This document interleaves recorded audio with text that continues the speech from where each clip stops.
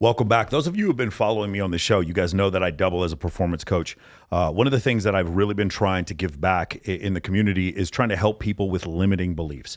Giving yourself permission. I see limiting beliefs all the time like cripple people as far as the success that they can have. So today, my guests are two gentlemen who are experts at dealing with limiting beliefs, and I'm really happy to have them on here. They're both team members over here at Men of Action. First, it is Tyler. He is a former college dropout, and he is a client success manager right here with Men of Action. And then we have Tristan, who might be a future college dropout at Harvard.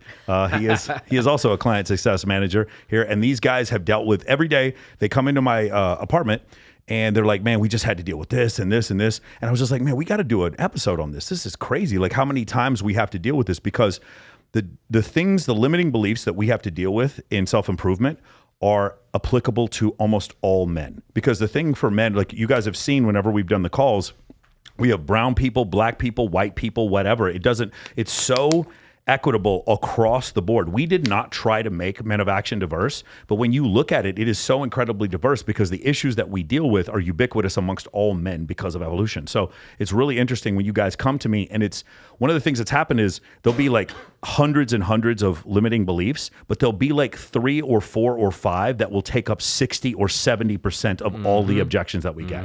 And so I thought it would be a very beneficial for the audience, because so many of the guys, kind of coincide, and a lot of people who are watching this are in the self-help community or just want to help you, get a leg up when it comes to business, when it comes to having the right mindset, when it comes to dating, and just the conversations that we keep having in my apartment. I just wanted to bring them to the air. So I'm really glad to have you two guys here. Tyler, let me start with you really quick, man. What were some of your limiting beliefs that you had to deal with?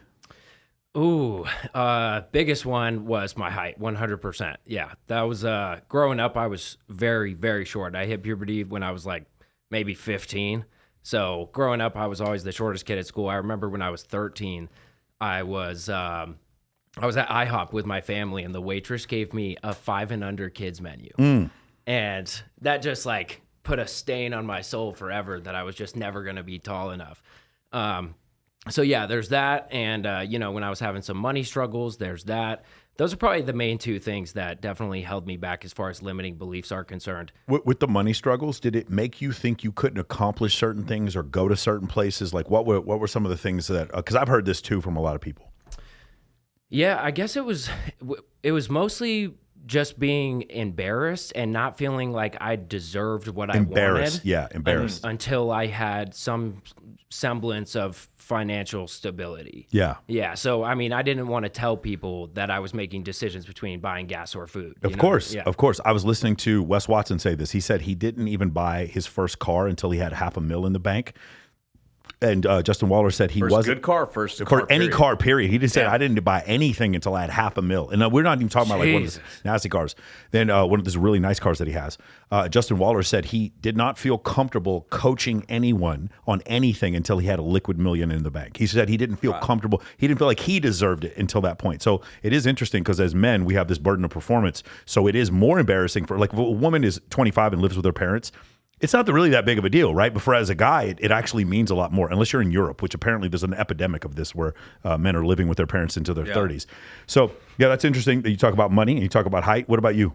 Yeah, I'm sorry. It's interesting. I remember just this year, we kind of had that conversation when you were coming up, man. So I want to give you props because that shows how far you've come, man. Yeah, so, dude. Appreciate it. Man, I don't even know where to start. I had limiting belief with everything. I'll be honest. I made a lot of excuses when I was younger, just like about like my race, like being like a minority in a certain town, my height, looks, my performance per se, and my competence. And I think that held me back in just all areas, like whether that was dating, relationships, making money, everything like that. So, being part of MOA and like it's just about like in this program, we don't make excuses. You're not allowed to have excuses. So, it's been like this slow, like just demolition of all of these, because really what limiting beliefs are excuses at the end of the day. So that's been my evolution so far. Yeah, for me, I'll tell you, I always felt like unincluded. I had these skinny little arms and these big old tree trunk legs and these fucking narrow shoulders, and I would go like all the other kids would take their shirts off on the football team, and they look not like kids, 18-year-old kids playing football, but like I always had this fucking like my collarbones were missing, and I just looked weird. I always looked weird. I always walked weird. Had this gigantic fucking head for my body, and I was I was so insecure about it. And then I had this fucking, like if I let my hair grow out, it's an afro. It's like a straight up afro. afro. And I just remember the prettiest girls dating these dudes with like straight hair. I remember always thinking that I was like, fuck, man, I just can never get that. And I remember that being an issue for me. Growing up in Texas, being Colombian, it was just different, going through that. I went to a Baptist church. I was the only non-white person that was at the entire church. And it was just one of those things where, like, I guess race was definitely a big one for me. And the other thing is just like, I had a period of my life where I had to talk. I felt like I needed to explain myself in every situation, like overqualify myself, which is why it's one of the first things we teach in Men of Action is don't qualify yourself. Right. And I would try to talk my way into being popular or funny, and it just didn't work. It just made things worse, and it made me very, very unpopular, which furthermore made me feel like a victim and made me feel unpopular, unwanted. Yeah. Right. Something to add on to that too is like for me growing up and when I went to Harvard was, just for context, guys watching. So I wasn't like the typical kid because, everyone mostly had like a 2-parent household and everything like that. Just for context, when I was growing up, my father was imprisoned right before I was born. Not sharing this as some hero story, but just as the real context. And my mom had when she was 19. So growing up and seeing like people like, hey, their dad's taking them to practice, or their dad was an athlete, or like their dad's super successful, that always harps on like your self-image of like who you are compared to everybody else. So completely see how that manifested here. Yeah, I'll tell you my high school experience. I'll just be blatantly honest with you guys. My high school experience gave me some abandonment issues when it came to the cool kids. Yeah. I still remember the girl. Like, it's really funny because part of the reason why me and CJ and Kindly, while I'm really good friends with them, is because, I know this is going to sound fucked up, but they remind me of the girls who used to pick on me. Does that make sense? Yeah. And like, it's one of these things where it's like where there would be dances and nobody would want to go with me. This was like in junior high school. I would just never feel included. So now it's like I overcompensate by having 50 girls with me all the time. And I'm aware of that. Yeah. But I also gained a skill set to where I was able to do it very, very easily and very well. Like the things I was the weakest. It's funny. You guys know Kenny Smith. He played point guard at North Carolina, played for the Houston Rockets, won 2 championships. He was a year older than Jordan. And he played with Michael Jordan at UNC. And he said one summer he came there and he just knew Michael Jordan couldn't go left. He was like very right-handed. He goes, there was this weakness that he had where he couldn't get by people off the dribble if they knew to take away his right hand. And he said Michael turned that weakness into a strength. So now Michael could go anywhere. In fact, driving to the basket, he's probably one of the greatest players who's ever played to do that. And so he turned the weakness into a strength. For me, I turned the abandonment and the lack of the exclusive, where I was excluded from things, that feeling of being excluded and that feeling of abandonment, I turned it into motivation to where it's like, there's something that these people are doing at the top that I'm not seeing, so let's reverse engineer it. And it was something, and I would probably say the thing that set it off was at 29 when my father was killed by a drunk driver, me just recognizing to not have a victim mentality anymore. Man, it is so fucking easy to be a victim, bro. It feels so good to be a victim. I remember I forgave the woman who ran over my dad. And I remember just thinking, like, I was so, the prosecutor came to me afterwards and he was like, it's like, I've done a million of these trials. I've never seen anything like that. That was really impressive. When I remember afterwards, and also the public defender who got her out of jail 11 hours before she killed my dad, he came and apologized to me. I was in my uniform when that happened. But I remember thinking like, and it was probably, I'm gonna give him credit for this, Owen Cook, who said this one time, he had the best description. He goes, the warm blanket of victimhood. Victimhood feels so fucking good, bro. It feels so good. Like, just think about it on a cold day, like, or you get in a cold plunge and then you jump into the sauna afterwards and you're just warm and you're just covered in this blanket of victimhood. And bro, it's just like, you know, when you want to get up in the morning, you're super fucking tired and you don't want to get up. That's what victimhood is. Just feels good to just like stay in bed, be a victim. You know what I'm saying? And like, by the way, not only is being a victim, does it feel good, you can actually make friends being a victim. You can create groups of people being victims. You can incel communities or feminists, whatever. You're just all fucking victims, and you created these groups where you're all together and you're doing all these things, and you have camaraderie and you feel good, but you're still a bitch. You're still a fucking loser. You still didn't improve anything in your life. And down the road, the victimhood thing doesn't help you anymore. And people start to exclude you from their life. They don't want to invite you to things anymore. And that's just what I realized is like, no matter how. Self-fulfilling prophecy. Yeah, for sure. It is. It's a spiral. It's the guy who keeps telling his girlfriend, I know you're cheating, when she's not cheating, to the point where she starts cheating. Like, it's like that. It's a self-fulfilling prophecy. So it's like one of these things where, like, victimhood is like a cancer, right? Also, inaction is a cancer. Victimhood leading to depression, which then leads to a lack of taking action. And bro, it's like the easiest way to not go to the gym tomorrow is just don't go to the gym today. The easiest way to go to the gym tomorrow is go to the gym today. So you don't make excuses so you're not a victim. Bro, you know how fucked up my body is from playing fucking 6 years of Texas high school football and 8 years of jiu-jitsu? I could barely walk. Same. You guys see me walk. I walk fucked up. You know how much it fucking hurts? I want to stay at home. My knee is fucked up. My hip. Dude, I got fucking plantar fasciitis and sciatica, bro. You think I want to go out and do that shit, but nothing stops me from going to do it because I know if I stay in my apartment, that little voice is going to creep into my head. And it's one of the reasons why I love David Goggins' book so much, because he talks about your inner bitch. Yeah. You're talking about your inner bitch. You can, like, I hear it creeping in. There's like, stay in and watch video game or watch movies with Kylie.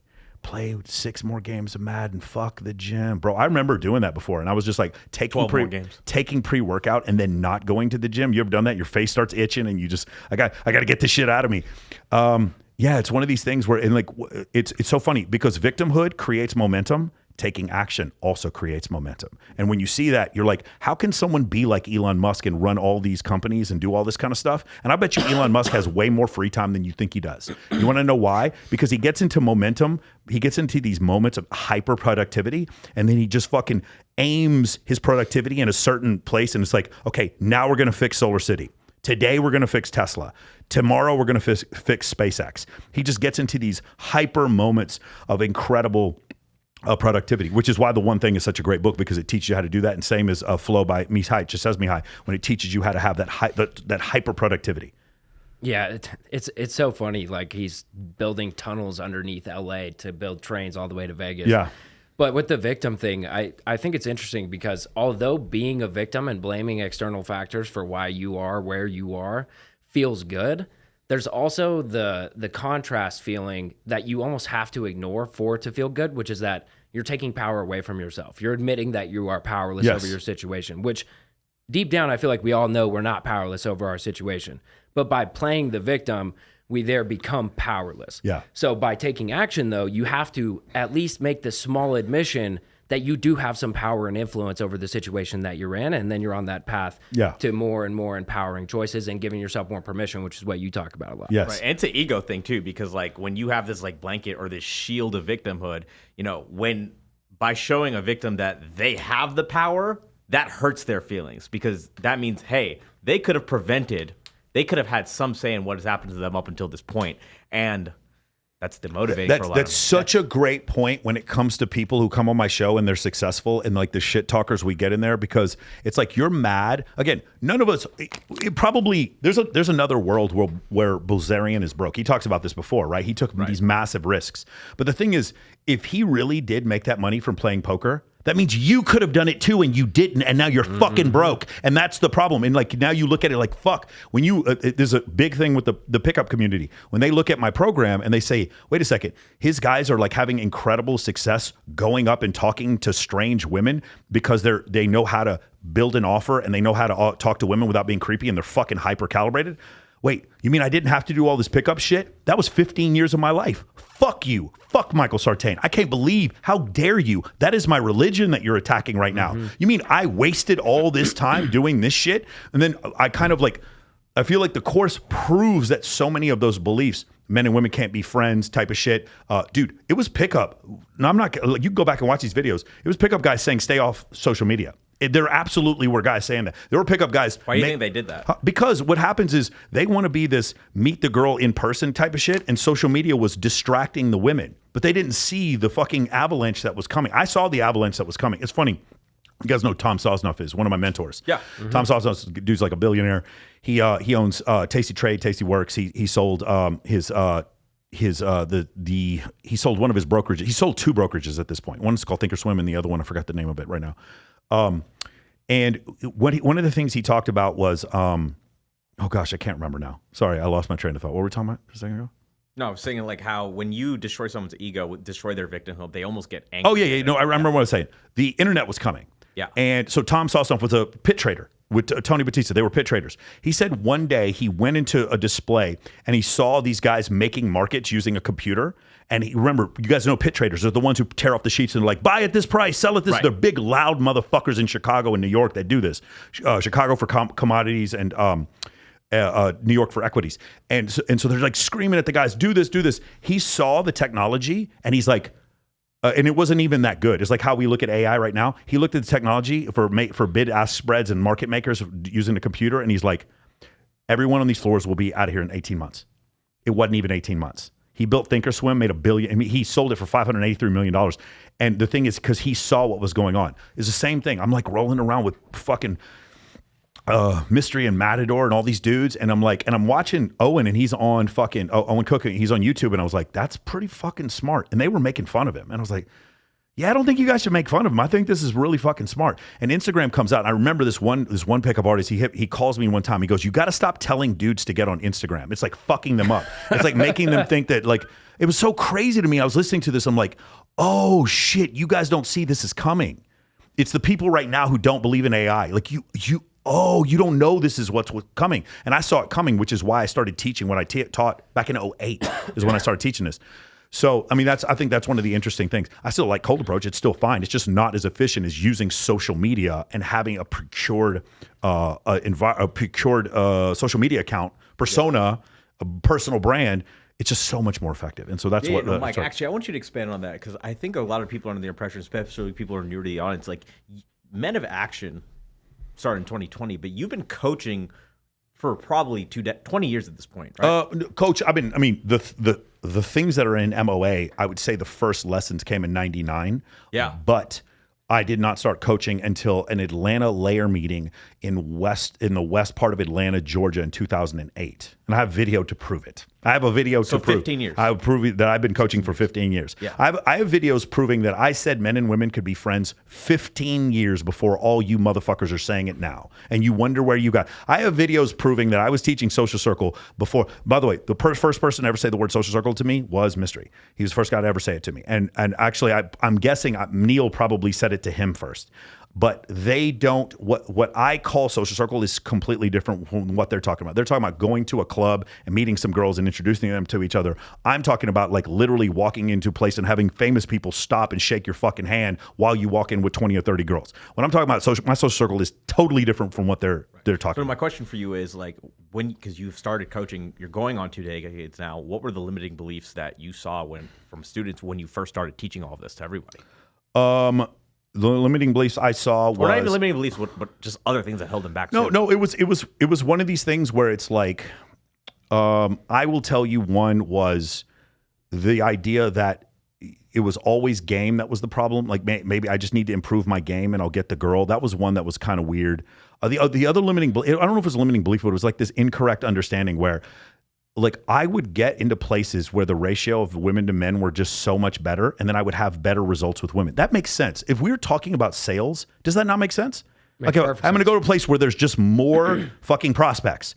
For some reason, it made sense. But these dudes would constantly go to these shithole bars that were dollar beer, and there was 3 dudes for every girl, and then they would go do pickup. And I was just like, why not work on a way to go to the place where you currently, like I would always ask the pickup artists, I was like, what's the hardest club to get into? And they're like, yeah, it's so-and-so, but you don't want to go there. I'm like, bitch, that's exactly where I want to go. That's what I used to use the forums for. I used to go on there and be like, where's the club that is the hardest to get into? You tell me there. I promise you, you walk into that bitch, I guarantee you will look to your right and left and see tables with the hottest girls in the city.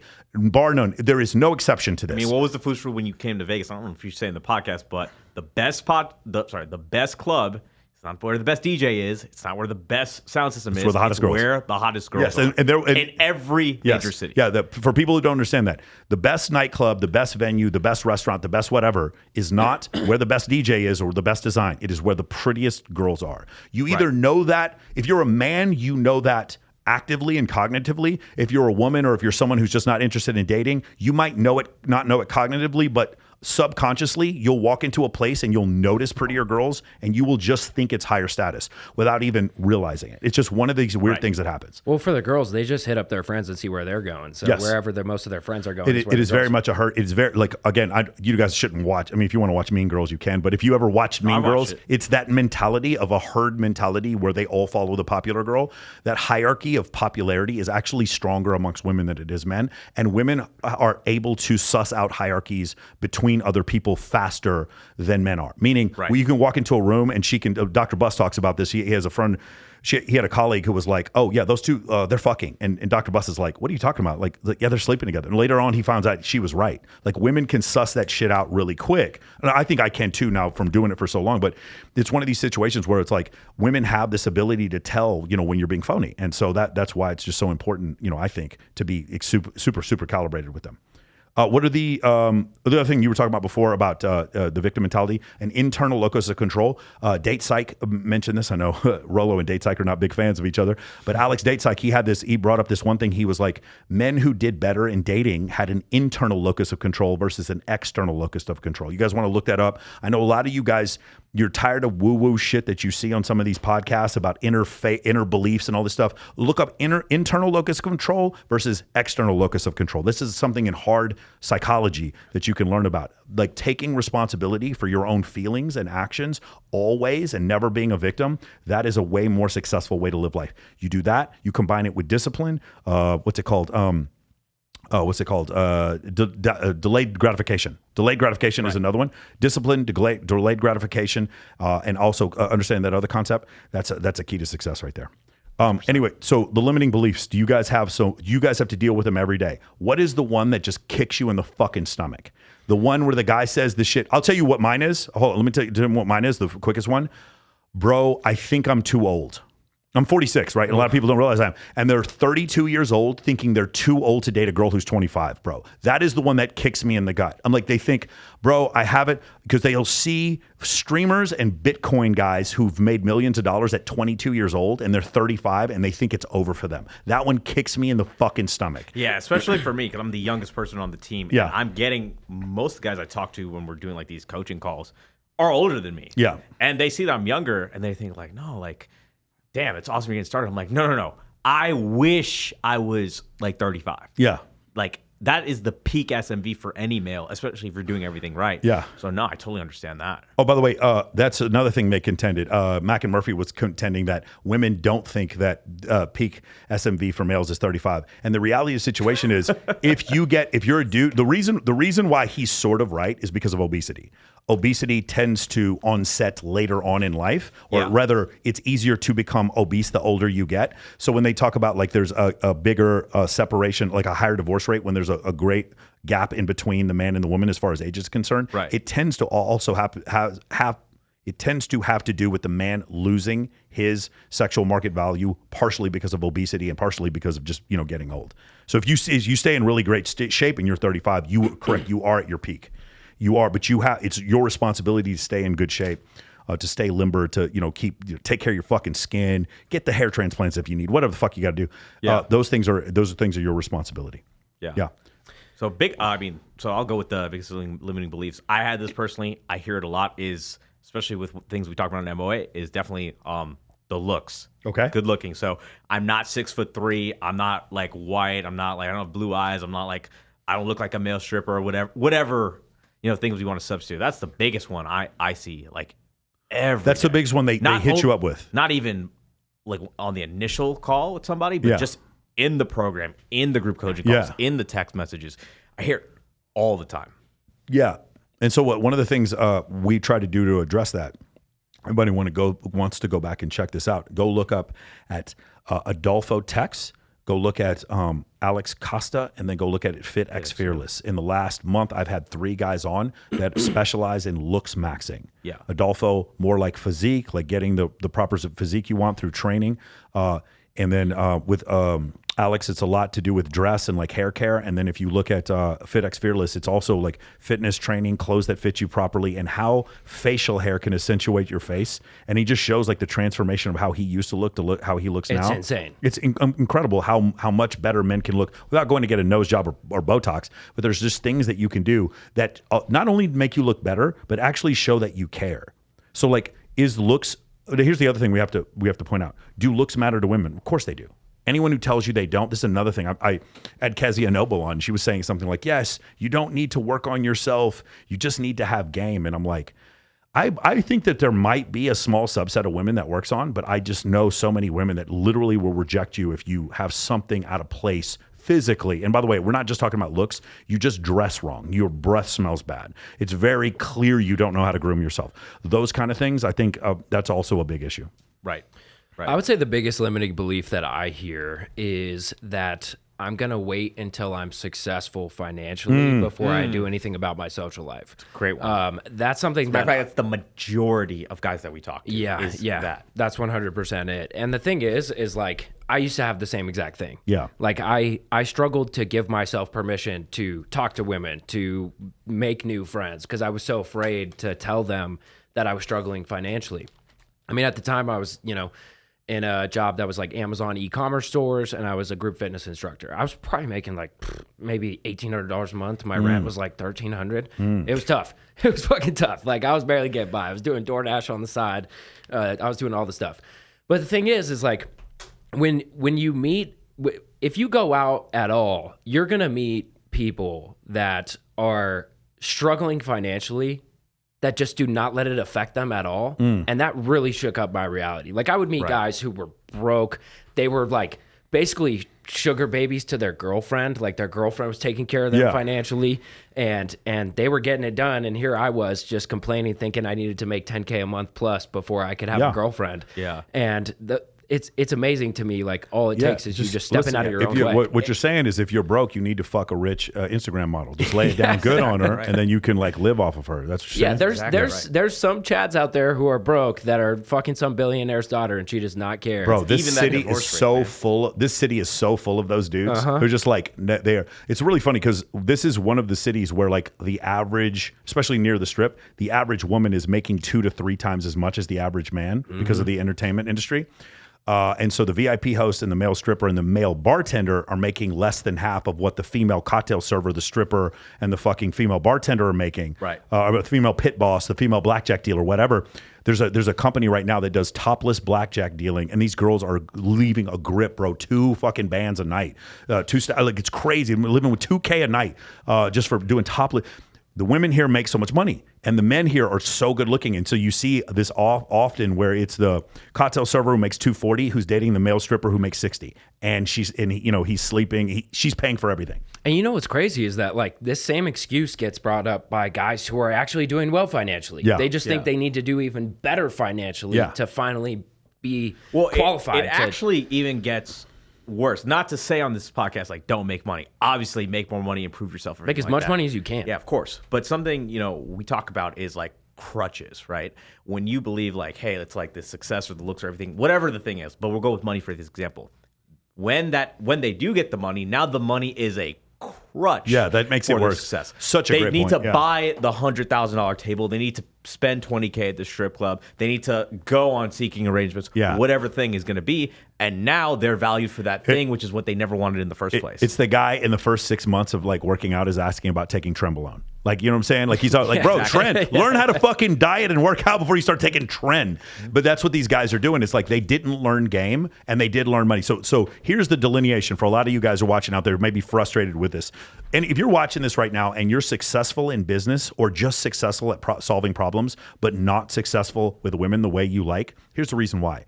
The logic and the reason that you use to become financially successful, it works so well in business. I want to fucking meet you. I want you to come and work with us, train my fucking sales team, build my funnel, all this kind of guys like you. I want to meet you. I want to shake your hand and I want to make money with you 100%. Guys like you, some of you are physicists or engineers, or some of you are pilots. It is logic. Professors. Harvard graduates. Your logic and reason is like a fucking jackhammer that opens any door, that just breaks down any wall for you. But then when it comes to women, you'll notice, how come this fucktard drummer is banging the girl of my dreams? Why is it this artist or this fucking club host is banging the girl of my dreams? Because a club host is a sales job and a fucking artist is a creative job. They don't speak logic and reason like you use to get rich. They speak feelings and emotions, expressions. And that's the language when men speak to women that is so effective. That's why the drummer and the guitar player are crushing and you're not. And one of the things that happens is you as a dude, you're sitting there watching this and you're like, that's fucking unfair. I've helped the world more. Look at all this money. Look at all these people I employ. Look at all this money that I made. And my wife cheated on me. Left me, took the kids, took half the money. Like this bitterness. Now I'm going to try to be a victim. No, it was just a language you didn't. By the way, it was a language you didn't know how to speak. and no one told you you were supposed to speak it. What you're supposed to do is listen literally to what women were telling you, and then that was the answer. Listen to Joy Behar and Whoopi Goldberg. They've got the fucking answer. Oprah knows what men need in order to get laid. Be yourself. Buy her some fucking flowers. And you didn't know. So somebody like me comes along after a while, and I'm like, hey, bro, just to let you know, when she says buy you when she says buy her flowers, what she means is she wants the guy she's attracted to buy her flowers. When she says open up and be nice to her, what she means is she wants the guy she's attracted to open up and be nice to her, because she can't conceive of someone she's not attracted to becoming attractive to her. Right. Because they don't look at self-improvement the way men do. And so that you have to translate for them. So these hyper-logical men, and I love getting them in my course because they're very easy to fix. You can use logic. There's one of the things I love about why I built the program that I did is I try to use step-by-step logic and reason and an evidence-based approach to take this complexity when it comes to intersexual dynamics and turn it into a programming if-then statement. If-then statement. If she believes that you're the best, if she believes that she's the best you can do, then she will stand you up. If she doesn't believe that she's the best you can do, if she believes you can do better, then she won't stand you up. It's an if-then statement. But guys, don't grasp this shit. If a woman gives you a bunch of attention and no compliance, then she doesn't really like you. If a woman gives you compliance, then she does. The only thing that matters is compliance is an if-then statement. We take all of intersexual dynamics and we crush it down into fucking SQL and goddamn C++. That's what we do, into fucking programming language. Mike, and that was so hard. For you on that, actually. You're like, obviously we have these conversations every day. We have these most analytical conversations about the business, about Madden, about football, everything like that.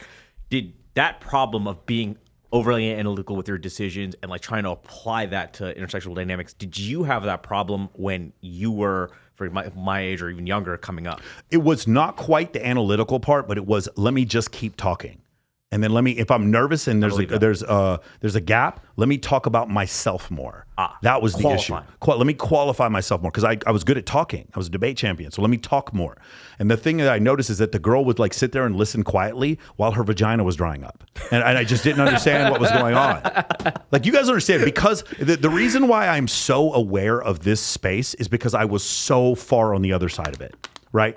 I told you guys about reverse. What was your other side? Like, let's hear your... Oh, dude, a shout out to Christina Pincus. Love the girl. She's a friend of mine right now. Christina Pincus, one time we went on one date. I thought she was like the prettiest girl in all of Austin, Texas, probably 1999. And we go on one date, whatever. I think we kissed like one time. And then we go to Freebirds or some shit like that. And I was just like so loud. And she told me years later, she's like, I just saw you as a friend. As like, I couldn't, like, you just seemed like somebody I just wanted to hang out with and be friends with or whatever. Not even 2 weeks after she goes on a date with me and totally ghosts me, she shows up to my bar that I'm the door guy of with another guy. And at first I was mad and I was like, the audacity of this motherfucker to come. And then I just started looking at the dude, and he's shorter than both of you, by the way, by several inches. This guy walked in and emanated the most fucking confidence that I had at that point in my life ever seen. And he had the fucking hunter eyes. You know what I'm saying? He wasn't exceptionally good looking, but it was very clear like he was going to handle shit if shit needed to be handled. Right. And I just remember looking at it and just being like, instead of being angry, I'm like, I'm going to reverse engineer this dude. Yeah. That's what I'm going to do. And I did for a good portion of it. That was a point where I could have been a victim and decided to not be a victim. Right. And it just changed my life. What do you think it was that made you decide to not be a victim? Because everybody nowadays just goes the other route and decides to hate and become resentful and goes into their shell and plays video games and watches porn. So I think the answer is momentum and immersion. So the momentum of you did something right, and so like you had a really good chest day in the gym and you hit your personal record, you're more likely to go back to the gym. 100%. Right? So it's momentum and it's immersion. So like consistently seeing over and over again that when I didn't choose the victim route, that my life ended up better. Eventually you can reframe, you can reprogram those pathways in your brain to where you're used to saying, here's a problem, like what Jocko Willink says, good. Right? Whenever something happens, Jocko, hey man, we just made an extra $5 million this year. We broke our records. Good. Hey man, just want to let you know that your uncle just found out he has terminal cancer. Good. Hey man, just want to let you know that your wife bought you a new car, man. The car of your dreams. You excited? Good. Hey man, just want to let you know your wife just left you. She cheated with someone else. Good. The stoicism, bro. That was the thing. When I realized the victimhood or whatever, the chaos or the calamity came, it just passed fucking over me.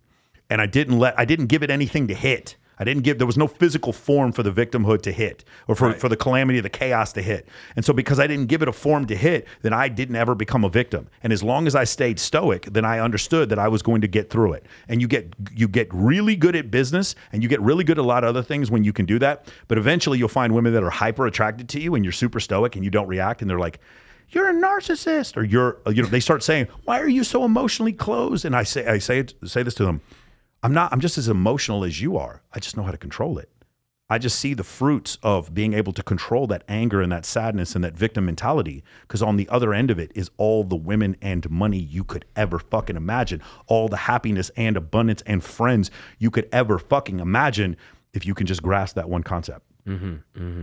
Can you explain the difference between, like, because you were just talking about, guys that are hyperlogical leading to success, and then they don't speak the language of emotion. Yes. But then in that same instance, in that example, you're talking about not being reactive and not being emotional. So can you kind of explain being that? hyperlogical is different from not being reactive. Hyperlogical people are often super reactive. You've ever seen guys? reactive, If you guys see guys who like streamers, these kids who play really good at video games, and they start throwing their controller down. Like, maturity has to do with, you can be not super logical. A great example, grandma. Grandma doesn't, she's already gone through menopause. Grandma doesn't have all that those hormones flowing through her veins. Grandma just lives off fucking experience. Grandma tells you some shit, grandma's probably right. Is grandma hyper analytical? No. But grandma, you ever notice how grandma can look at granddaughter and just immediately tell, honey, you're pregnant? She knows immediately. Grandma knows some shit. Why? Because grandma has a lot of experience. She has immersion. And she has momentum. Like, she's seen a bunch of things. That's what grandma a lot of times can see. So it's that type of situation where you don't have to be hyper analytical, but there's but if you're hyper analytical, if you're analytical and stoic, be hyper anything is being reactive. Being analytical is fine. But along with it comes stoicism. Every time, what do I say when we get on the sales meeting? Guys, what the fuck did I fuck up this week? Every time I tell Grant and Miguel, tell me what I did wrong this week. What do I need to change? I change it immediately. These guys said, make reaction videos. I made 56 reaction videos in 24 hours right after they told me to do it. That's the way it works, because I humble myself enough to know that I can't do this all by myself. I need the help of other people, and other people telling me stuff doesn't crush my ego like it does with some other people, because I don't have an ego to crush. All that shit just passes over me. There's no physical form for it to hit, and because of that, I don't react to it. But when you talk about non-reaction, it's like this. If I put a big old sail up, the sail then pulls my boat down the way. The wind is hitting the sail. It's a physical, it's striking the sail, which is causing the boat to move. You take the sail down, what happens when the wind comes? Boat just sits there. You just take the sail down of reactivity, and the shit just passes over you. So, Michael, how do you instill that? Because, look, obviously we do like the first consultations, but that doesn't take care of all of it until they actually get into coaching. They start talking to you. They get on these one-on-one calls. How do you instill that in the guys that you coach? I don't like to do like the whole psychology, inner work type shit. Like, I'm not saying it doesn't work, but the woo-woo stuff doesn't work. Like, I just don't teach it. Especially on analytical guys. For sure. Yeah. What I do instead is I say, do you see the thing you want? Yes. Do you see that motherfucker has it? Yes. Why don't we do what he does? And suspension of disbelief and speed of implementation. Just see this guy right here. He did 50 push-ups a day at the end of his workout to failure. And you see like the definition, like how his torso looks different, how his shoulders got broader, et cetera, et cetera. Do you see how he got stronger from doing that? I know there's a million questions between now and success that you have. Fuck all those questions. See that he had success and do what he just did for 10,000 hours. When you do that, that's the way I get them to understand that concept. It's like success is on the other end. Do you see the success? You show them the success. Remember we talked about this before? We have a lot of clients. They have a terrible time. They don't believe, they don't deserve the pull, right? They don't deserve to talk to them. They don't give themselves permission or whatever. Whenever you go into their rooms are always messy. Because what are they doing? They're not starting from me, John, whoever, getting 1% better. Or I'm sorry, they're not starting from the end. They're not starting from, I met the girl of my dreams and I'm taking her back to my place to have sex with her. They can't conceptualize of having sex with her because that's the end. What they conceptualize is getting 1% in better shape or dressing a little bit better. And what I always say is start with the end in mind. I always start from cool and work backwards. When people are like, how should I dress? Find the motherfucker who looks exactly like you, like looks like your art type. See how he dresses because he's successful with women, and then start from there and work backwards, as opposed to what most people do is I'm going to stay with what I have and then slowly add accoutrement to what the fuck I'm doing. No, Start from success and work backwards. And so that's kind of extreme for a lot of people. Yeah, no, I remember the first 2 months because we live together now. We live next door. But the first 2 months, there's this viral clip for anybody watching where Michael's like, "Hey, if you have a fucking Chipotle bowl in your room, you're not success." All right, I'll concede. That story is 100% about me. I know that's where it comes from. That is where that story came from. Yeah, but you admit, like unconsciously, your brain But knows. it's true I because can't bring a girl home. unconsciously I couldn't do it, and I was self-sabotaging. Yeah. I was not, seeding the win. Yes. Yeah, for sure. Like when you again, this is the thing. You always be closing, what's the sales guy say? When we have a guy going through a slump, can you visualize what it's like when you win? So what does Cole Gordon say? What does he do every day he gets in the gym? He watches 2 wins every day. Mm-hmm. He watches, remember what I said about immersion and momentum? He watches 2 wins every day. So he sees the wins, so he knows the wins are possible. Again, you guys remember the guy who broke the 4-minute mile. Anybody remember his name? Roger Bannister. Roger Bannister, he breaks the 4-minute mile, and it took 2,000 years to break the 4-minute mile. So, the creation of the mile to the 4-minute mile was 2,000 years. It took 43 days for the second guy to break the 4-minute mile. Why? Because the second guy saw the first guy do it. And wasn't there some other crazy statistic, like within 6 months, like 30 other people had done it? Now high schoolers are doing it. My favorite was, I watched this with my own eyes, the world record in the 200. When Michael Johnson broke the world record in the Olympics at the 200, like 6 other runners broke the previous world record in that same heat. That's it. Like when you see it, again, regardless of what your political beliefs are, let me tell you, what's going to be hard is the first African-American to become president of the United States. You know what's going to be significantly easier? The second African-American to become president of the United States. Sure. Because he saw that the first person was able to do it. That thing was broken. In your mind, I just don't think people understand. This is why I always talk about going to dinner with like Dan Fleischman and Ty Lopez and Wes Watson and Brad Lee and those guys. Is because when you see what's possible and you surround yourself by that stuff, they don't even have to say anything that's like articulate and brilliant. All they have to do is just be around you and you just see, man, that dude is just like me. And this motherfucker is on his 6th Phantom. God damn, I'm talking about the Rolls Royce. He's on his 6th Phantom. Bro, what is going on? Like, what am I missing? And I don't ever feel, this is another thing I reprogrammed in my head. I never feel like, oh man, they're doing better than me. Dude, there's several people just this week. Shout out to No Fugazi. They're coming on my podcast next month. We had a bigger show than them. They've blown past us. I'll just be honest with you. They have. You know, that makes me feel a lot of times I hit shout out to Dumb Blonde in fucking Nashville. I wanted to get them to come on my show. They had fewer, boom, just blew up. Now their content is a lot different from mine, a little bit more racy than mine. But it's like, do I feel bad about it? Hell no. I don't feel bad about it. I just like these are more moments for me to grow. I reframe in my mind this opportunity to grow because I appreciate the journey rather than the destination. And they're also doing something different. They're also doing something different. And on that note that you were talking about, just like, what does it look like to succeed and just mimic success? One of the biggest limiting beliefs that I see is like people wanting to wait until they're in shape before they do anything else about their life, especially their social life and dating life. And I constantly talk to guys about this exact thing where they're like, oh, I want to wait till I don't want to take any pictures for my Instagram until I'm in killer shape, or I want to wait till I'm done with this busy season until I can get in shape and then I can, finally start pursuing my social life goals. Here's the thing, guys. If you're dealing with this, like if you're not in the physique that you want to be, if you're not looking exactly the way you want with that nice V taper and bicep veins and all that, look at the guys who do look like that.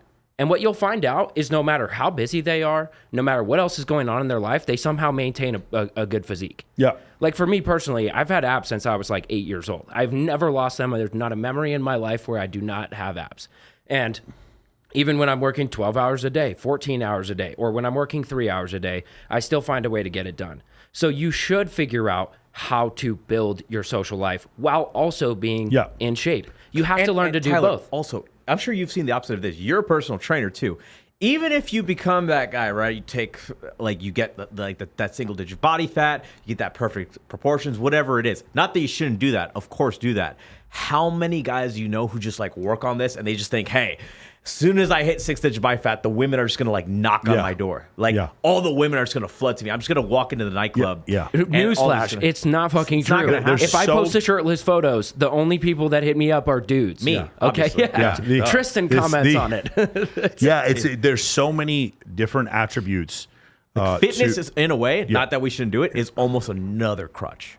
to not It could be. Yeah, Right? definitely. And a lot of definitely dudes could be. make it their personality, where it's like their fitness own is their fit. person. And by the way, that happens. You see it a lot with the bodybuilder community. Like, these guys have no personality, but they take roids and they just get bigger. And there is a subset of women that's all they want. Mm-hmm. The guys that look like mountains like that. So yeah, I mean, that whole thing. But let's go back to what we were saying before about before we skip over this. The guy who is financially successful but doesn't have his networking life, doesn't know how to be a leader, doesn't know how to speak, and doesn't know how to doesn't understand dating. For this guy, you have to consider, like, what happened was his money or his life goals, right? His path and his purpose as far as money is concerned, they got up to a 7, an 8, a 9, a 10. Mm-hmm. But with women, he just kept it at a 0. Right. Whereas we're talking about the bartender and the male stripper, with women, it got up to a 10. Mm-hmm. But with money, it stayed like at a 0. And the answer is, people always ask me, Michael, should I learn about intersexual dynamics when I'm in my 20s? I'm like, are you broke? Like, it just kind of depends to me, like, how far are you financially? So if you're at a certain number, if you're below poverty, then money is all we need to be worried about. Right. Does that make sense? Mm-hmm. Like, you just find out that low level is like, I got a flat with 3 other dudes, and we live near the strip, and I got a fucking where the cool stuff is going on, and I got a used car that I like or whatever, and I got a cell phone, and I go to my job every day, and I'm gaining education, and I'm gonna have a better. Okay, that sounds like a good point where we can start talking about women a little bit. All right, but if you're at a place where it's like I'm living on my mom's couch, and it's just one business after another, and I'm trying to get from one crypto deal to get into NFTs, and then next week I'm going to sell binary options and all this kind of shit, just one scam after another.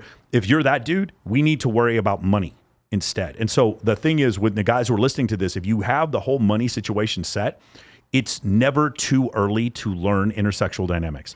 If you don't learn it, you guys understand, the biggest mistake you can make, we talk about it in business, is hiring the wrong people. The biggest mistake you can make in relationships is what? Dating the wrong girl. It's marrying the wrong girl. It's marrying the wrong girl. Putting your dick in crazy, exactly. So, like, consider the concept. Like, what is the thing, the financial arrangement that you get into that affects your life the most, that you have the least education on? Marriage. Yeah. Dude, when you go buy a fucking house, bro, they got the contracts out there. You have a real estate agent who's educating you on all this stuff, how to get financing, you know what I'm saying? How much money at close, et cetera, et cetera. Right. You have somebody there educating you. When it comes to when it comes to medicine, to a certain extent, you have some people that are there that are educating you. When you buy a car, there are people there that are trying to educate you, right? About the statistics on the car, et cetera, whatever. When it comes to marriage, there's no all of you should go talk to a divorce attorney before you get married. All of you should look at the statistics so you can understand what's going on, so you could plan in the future. And I've said this before, prenups save marriages. It's James Sexton, I believe he said the same thing. Prenups are to save marriages because it de-incentivizes both sides from cheating, right? So that makes a lot of sense. So why not know more? So how am I supposed to know more?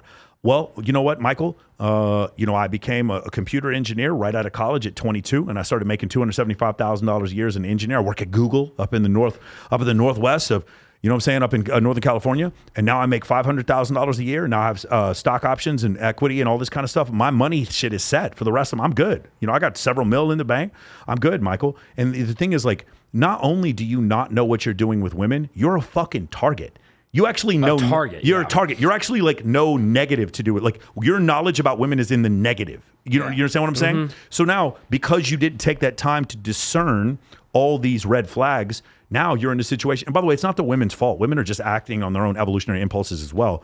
But when you sit there and you have no discernment because you have no experience, but you wanted to wait till you were 35 or 36 years old till those stock options vested, and then now you can sit there and start learning about women.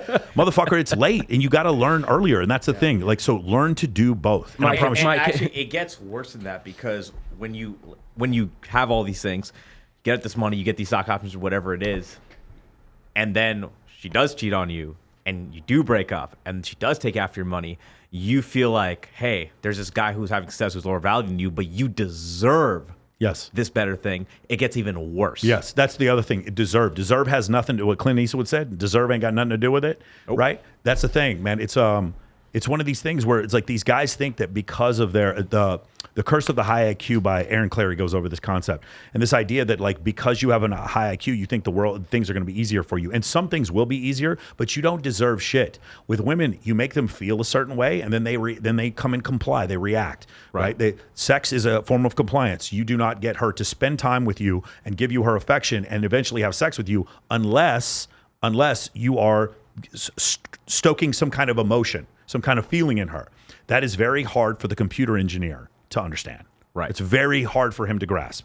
It doesn't make sense. And then a lot of times in certain industries, there's a pervasive wokeness that is telling you you're not allowed to even try to understand.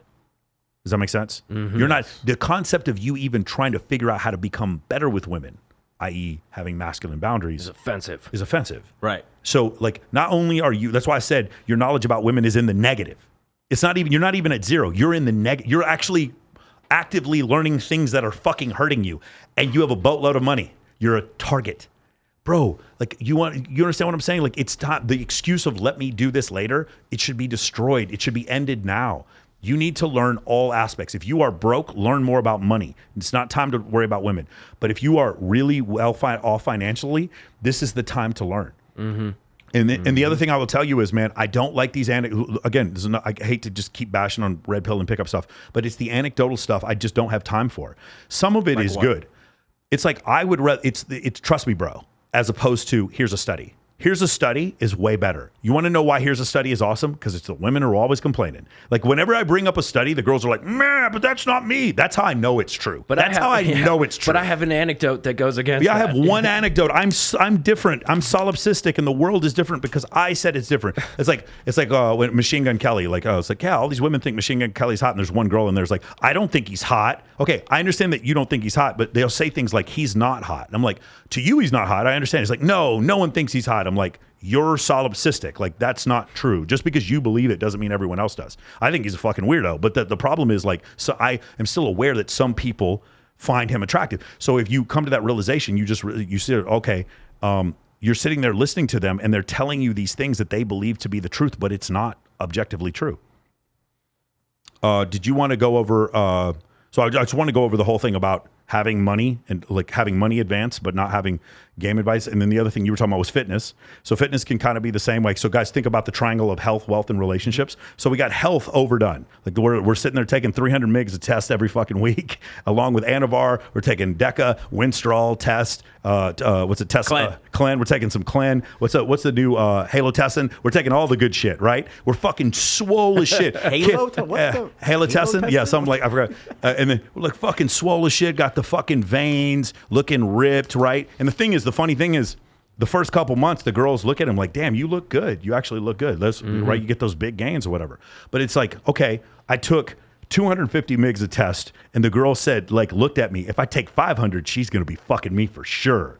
But there's diminishing returns. Right. Your liver and kidneys are hardening up at this point. You're just like fucking up your own body. Yeah, your heart's getting enlarged. Your heart's getting enlarged or whatever. And then there's girls behind your back being like, he's too big. He's like, well, this is fucking like he's overcompensating or whatever. Not to say there are definitely some women who go to gyms and like the bodybuilder look. Yeah. But I mean, another one. But the point I'm trying to make is when you go overboard with the fitness, but you can't make money. I have all kind of guys like this. Again, the male stripper type who will hit me up in fantastic shape, and then they have a business idea for me to help them with their OnlyFans management agency. You know what I'm saying? It's like because they didn't put in the work to get better financially. That's essentially what happened. So like what you said about using fitness as a crutch. That's exactly right. So what you don't want to do is make any one of them a crutch. The money one, this is another thing we skipped over this. When you get good on the money, but you're not worried about fitness. So women don't have genuine desire for you anyway, because fitness comes before all of them, and you're not good with relationships. What happens is, hey, if I have a problem and I need a virtual assistant, what is a virtual assistant? It's just me throwing money at a problem and the problem goes away. So I have a problem with sex. How do I fix it? I'll hire a virtual assistant, except she's not virtual, she's a prostitute. Right? And the problem just goes away. Right. And the issue is this. The first time out of desperation, he hires a prostitute. You know what the easiest thing to do next is? Hire another prostitute. Mm-hmm. I was talking with this Nicolette Shea when she did her first porn. You want to know the hardest porn to do? Your first one. You want to know the easiest one to do? The one after that. Yep. Yeah, exactly. So like that's the thing with the prostitute. These guys will sit there. They've got money. They got their money right. They don't understand intersexual dynamics. And so what happens next is they start hiring hookers, but they don't understand it's not something that you can just recover from. It's like when you start taking steroids, what happens to your natural testosterone? It goes to shit. It goes to zero. You got to take fucking a Clomid or what's it called, HCG, in order to get your shit back up. And you got to stop taking steroids if you do that. And so you realize that's what happens when you start getting addicted to heroin. What happens to your body's natural ability to fight pain? It goes away. Yeah. Your body can't fight pain on it normally anymore. People who smoke a lot of weed, they have a hard time dealing with anxiety when they don't smoke the weed. Right. Their natural ability to deal with anxiety goes away. So it's one of these situations. It's like now you have a normal ability to meet women and attract women, but you pay for sex. And when you do so, it's very much like the steroids. It's very hard. When you start taking steroids, one of the things you have to do is keep taking steroids in order to maintain that physique. Yeah. Right? You can't go heavy on steroids and then get off to go natural and then maintain. You understand it doesn't work that way. Yep. It's the same thing with hookers. You can't start paying women for sex and then come back from that on your own. You need help. You need serious help to Here's pull back another from thing with that. It's like there's a certain subset of women where you could pay them for sex. But if that is your whole construction of reality with women, you think all women are transactional. Yes, that's you it, think yeah. all women Yes, you could get with that- money. that's another thing. That is like it's like you take this subset of women and it clouds your entire just worldview. completely. I've seen I that too. think you know The bitterness, yeah, I the know bitterness exactly comes what you're from talking that, from paying for hookers. What is your experience with this? Oh, I was just going to talk about a guy that me and Tristan know that, he spends tens of thousands of dollars on sex. And it's like, Won't buy our program. yeah, That's crazy. Yeah, we talked to him about it, and for weeks, this guy would like call me at 2, 3 a.m. drunk off tequila. Oh, I know. I think I know these guys. Yeah. and admit to me that he had just spent more money on sex, and he would be like, and his whole thing was like, I can't imagine a world where women don't want me for my money. Yeah, and it's not only that. He also can't imagine a world where beautiful women won't fuck for money. That's another thing that happens. Yep. That happens a lot to the guys who live here for a long time. They become very jaded, and they literally believe every single girl is just down to fuck for money. And don't get me wrong, a lot of them are. The ones who do want to fuck for money, they're all coming to Clark County. I'm not saying that they're not here. What I'm saying is that sometimes they're not willing to, and regardless of whether they are or whether they're not, that's such an unhealthy way to look at the world, right? To just look at the world and be like, well, I could work on game or just make more money and then just pay them for sex. Right. The problem is it's so hard to come back from that, guys. How do you develop game when you do this? I talked about this before. I've had 2 clients. One of them, he paid a girl $1,500 for sex one time, and then he fucked her twice, and he thought that he had game. He was like, I negotiated with this prostitute. It was the craziest shit I ever heard in my life. Bro, it was the crazy. I was like, bro, are you kidding me? You negotiated with a hooker? Yo, you got a discount? Bro, you want to know the funny part is? I knew the girl. I didn't know she was a hooker. And he told me, I was like, what the fuck? And then I messaged her, made fun of her. Damn, he ripped you off. I'm just kidding. Yeah, how much of a discount? That's what really matters. It's just crazy. Guys, one more time, guys. If you pay women for sex, I'm not here to judge you, but don't tell me you have game. That's all I'm saying. Don't tell me you have game. Don't teach me don't sell me a program on how you're good with women when you are paying women to have sex with you. Right. And one of the things that, again, drives these guys, TikTok haters, YouTube haters, and fucking guys in the pickup community crazy is what? What is the first thing they say when they see my social media? What is the first thing they say? Paid them. That I paid them. I will say that, let me look at the camera right now. I will put up $50,000 if you can find one single girl I've ever paid to come to my event, to be in a photo with me, or anything past that. One. And guess what, motherfucker? They're all tagged in my social media. $50,000. I'll show you the bank account. I'll give you 50 grand if you can find one. And the thing is, these bitch ass motherfuckers who say this, as soon as I say that, they just stop talking. Because here's the thing. If what I'm saying is true and all these girls want to hang out with me and I'm not paying them, oh, fuck. That means everything I learned was wrong. Shit. That means I'm a bitch. Could you imagine? Can you imagine like having an entire reality based on this idea that women are only interested in money, and then there's a guy who comes along and completely crushes your belief system? Imagine if you were able to prove to someone, some religious person, that their God wasn't real. Do you think they'd congratulate you for it? No, they'd pull out a gun or a knife and they'd kill you. How dare you besmirch my God? Whenever I show them, like, I'm able to do this with insanely beautiful women and not pay any of them, I have besmirched their God. Yeah. People even say that. I think, honestly, like, just from doing a lot of these calls, that what's even worse than the prostitute thing, look, at least that's a transaction. It's when I see a lot of guys, and you've had a lot of these calls, where it's like they're on seeking arrangements, they're on the sugar daddy websites, and they think the girl likes them, or they think they just want them for their success. They think there's genuine desire, and we all know there's not. By the way, like, again, guys, if you want a hybrid of it, I know some guys that are like, they're picking between all of their sugar babies for the one who actually likes them the most. And I do know sugar babies who have legit fallen in love with their sugar daddies. I have legit 100% seen that.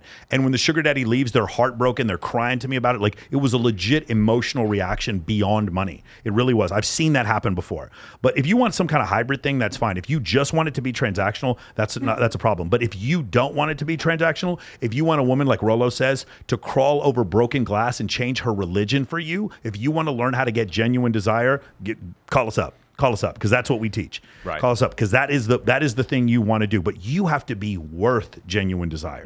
Well, the dynamic that sets up in the back of the girl's head is like, she's always in the back of her head gonna think, he couldn't have got me without the money. Yeah. He had to use the money to get me. And also, how can you ever know if she really genuinely desires you? It's always going to be in the back of your head. It's always going to be in the back of your head, and it's in the back of her head. It's just like if a woman cheats on you and you take her back. There's a voice in her head who's like, I'm with the beta male who took the cheater back. Even though she's like, please take me back. As soon as you take her back and there's another fight, she's like, I'm with the beta male who took the cheater back. Right. And when she knows the other foot's going to drop and you might break up with her, what does she do? She's going to go with monkey branch to the next dude. So not only did she cheat on you, she's going to fucking leave you again because you didn't maintain any kind of boundaries. Right. That's what happened. And you didn't maintain, and that's what I consider prostitution. Prostitution is a lack of boundaries. Right.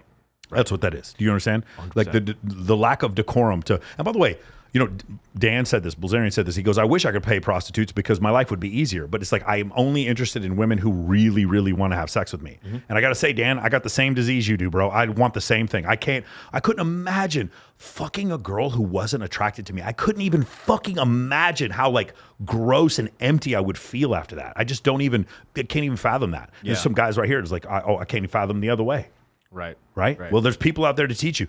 You know, the big thing, and we'll get around to this because I know you guys had another topic. It's the concept of just get it. Girls say, I shouldn't have to tell him. Tell more about that. I shouldn't have to tell him. He should just know. You guys want to know the number one thing? You go to a marriage counselor, you know when the marriage is about to end, when she starts saying shit like this. I shouldn't have to tell him. He should just know. I got news for you guys. The world out there's some guys who get it and some guys who don't. And you know what I'm talking about. You've been out to a club. You've been out to places. You've seen the guy who's just smoother than you. He's a better salesperson than you. He's just better at communicating than you. He's better with women than you. You can tell this guy gets it and you don't get it. Okay? And now you're looking around in the world. You're looking at Disney and big tech, and you're looking at the media and pop psychology, and you're like, maybe someone here will teach me to get it. But no, why would they? Beautiful women don't want average men to learn how to have sex with them. Of course, no one's going to teach you to get it. My job is to teach you to fucking get it. Right. Because this world you have been shamed for trying to learn to get it. Right. Again, I'm not going to define what it is. What I'm going to tell you is you see it, you know it when you see it. The guy who's just flawless and effortless when he talks to the opposite sex, or when he talks to somebody who's high status, he gets it. You don't. Someone needs to teach you, and there's no fucking course, there's no book that teaches you to get it. You either learn it through trial and error, or you go to fucking MOAmentoring.com. That's the way you do it. Michael. So here's something I want you to expand upon there. So when you say that, like, just get it, or like he's just smoother, he's just more confident, I know this is going to happen because the pickup guys are going to come first and say, oh, what he's saying is you need to learn. Being get it means learning pickup, learning intent. He's really saying, hey, you need to learn all the pickup stuff. And that's what he's saying, but he doesn't want to say it. Explain that difference, because that always happens all the time. What's the difference between what you said and getting it versus like pickup and like game? Okay, so here's the situation. Game is fine. I never have a problem with game. What I do is social circle game. Game is great. Cold approach is fine. Cold approach is great. Talking to strangers is a skill set that you need to have in sales, leadership. Let's clip that one. Let's clip that one. Cold approach is great. Cold approach is great. And by the way, a lot of pickup is good too for beginners. What I have a problem with is the highly sexualized, hyper kino escalation, the hypersexualized, hyper intent type of cold approach pickup. That's what I have an issue with, because here's what's happened. Ready? I'm about to blow some people's minds. Those of you who picked up has failed for you, you're going to know what I'm saying is true, but maybe I'm the first person who's ever said this to you. When you show hyper amounts of intent to a woman in a venue, what's happening is you're actually selecting for women who accept that type of physical attention, right? And because of that, because you're selecting for that, what's called in psychology the sociosexual women, when you select for that, you're far more likely to have sex because you're selecting for a type of woman that's more down to have sex. Mm-hmm. And you're confusing it for game. You're born on third and think you hit a triple. What happened was she had sex with you in spite of the fact that you were super touchy, picked her up, spun her around, started barking at her, whatever the pickup shit is. You think that being hypersexual and escalating on her in a public venue is what made her turned on. What you don't realize is that girl was going to fuck someone anyway, and it just happened to be you. And your hyper aggressiveness only selected for that few 2 to 3% of women that were down for that. So congratulations, you got a girl with a 600 body count that you got to go home with, and you can go brag to your friends about how good your game is. Right. Those of you who have been failed by pickup, deep down, you know what I'm saying is true. Right. What you can do is almost like, instead of being born on third and thinking you hit a triple, you can manufacture runs. You know, like you do in baseball, you hit a bunt, sac fly, whatever. Yep. You can manufacture attraction. The freebie for manufacturing attraction is called pre-selection.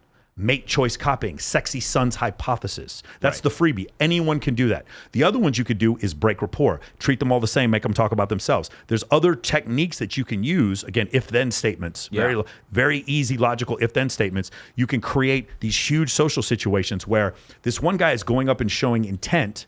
By the way, you're showing intent to a woman who did nothing to deserve it. Meaning your intent is valueless. You showing intent is worthless. And now you have no status. You have no status. Again, for me, it's like I'll go meet a beautiful woman and I'll be like, hey, awesome show you did. Or like, really great. Oh, I saw you bought your first house. Congratulations. And I'll never look at her boobs. And she'll look at me and be like, wow, he gave me no intent. I have to work to get Michael's intent. That means Michael's intent is worth more. Your intent is worth less. Right. Worth less because you're giving it to strangers just for their physical appearance. That's the reason why. And you're like, well, you go to a bar where there's a bunch of women looking to hook up and they get drunk and then you take one home and have sex with them and think you have game. No, you just, it would be like if there was some way to select for just like there was a bar and the only women that were allowed to come into the bar were women who were just DTF that night, no excuses. Yeah. No, you know what I'm saying? If they had a bar like that, everybody was like, oh, that sounds like a great idea for a bar. But if there was a bar like that, and you could just go there, you would just get laid and you wouldn't have any game. Well, that's essentially what the Kino escalation does. It's just speeding up the process. The problem is... It's like throwing a screen pass on the one and saying you have a good arm. Yeah. Like, no, it's not. But it's one of these situations where it's like... a screen pass on the one. Yeah. Yeah. Well, I mean, that's 28-3. That's how they won the... Remember? That's how they won the whole thing. Yeah. A screen pass at the one. You know, but just like that concept of like you showing that level of intent...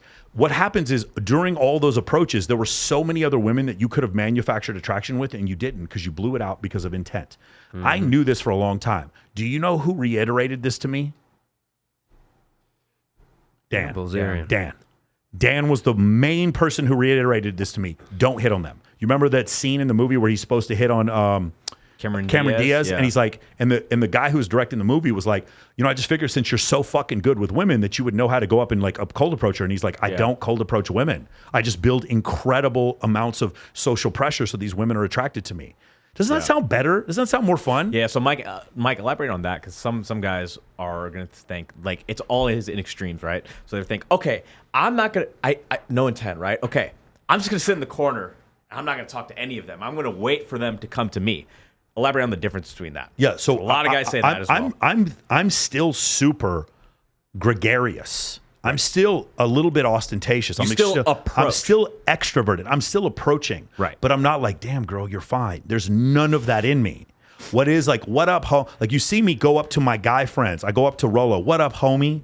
And then I go up to my female friends. What up, homie? We're a team working together. You guys see the bikini model, the bikini competitions where I got all the girls put their hands in the middle. I turn into Ray Lewis for a couple minutes, just like screaming. Not the Ray Lewis, the murder charges, but you know, like Ray Lewis, the defensive captain, right?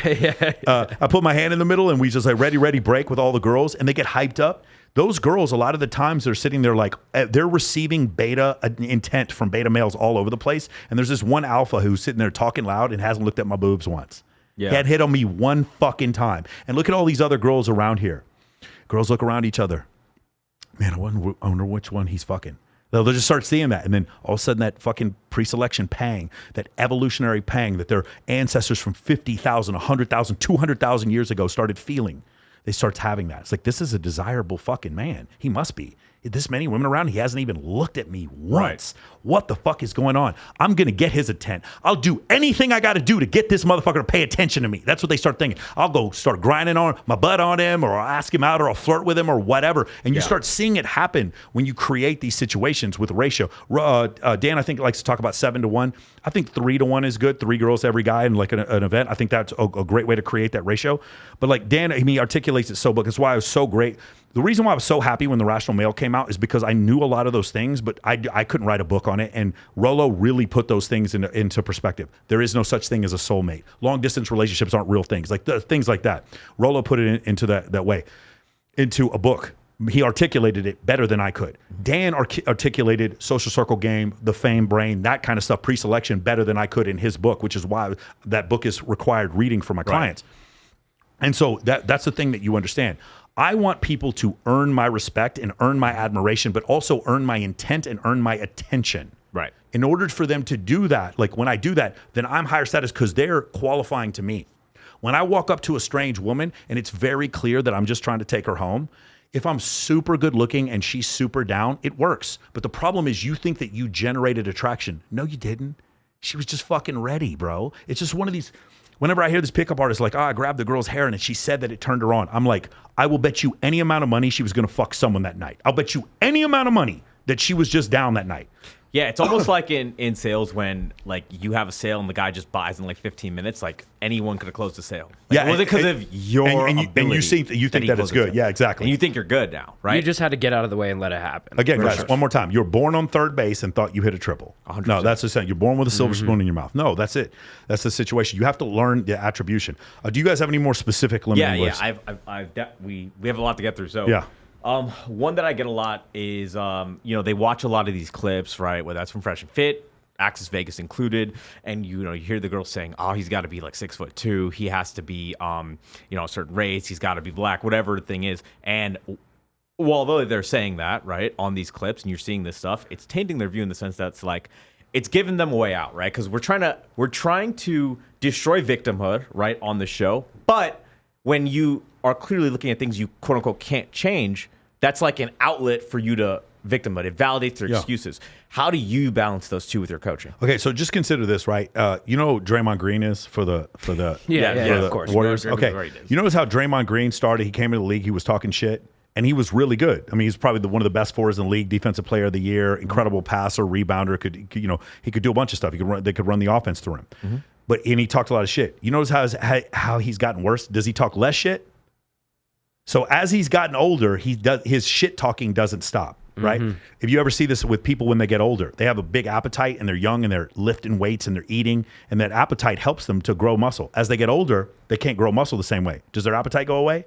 No, people get fat as shit. Yeah. Right? What was the thing you were asking me about just a second ago? No, I was asking the fact that like guys hear like a lot of these clips, whether that's on like some podcasts where it's like, they need to be at this certain race, they need to be 6'2", they need to be like super jacked, they need to, like all of these things, and these are things that they quote unquote can't change. Yeah.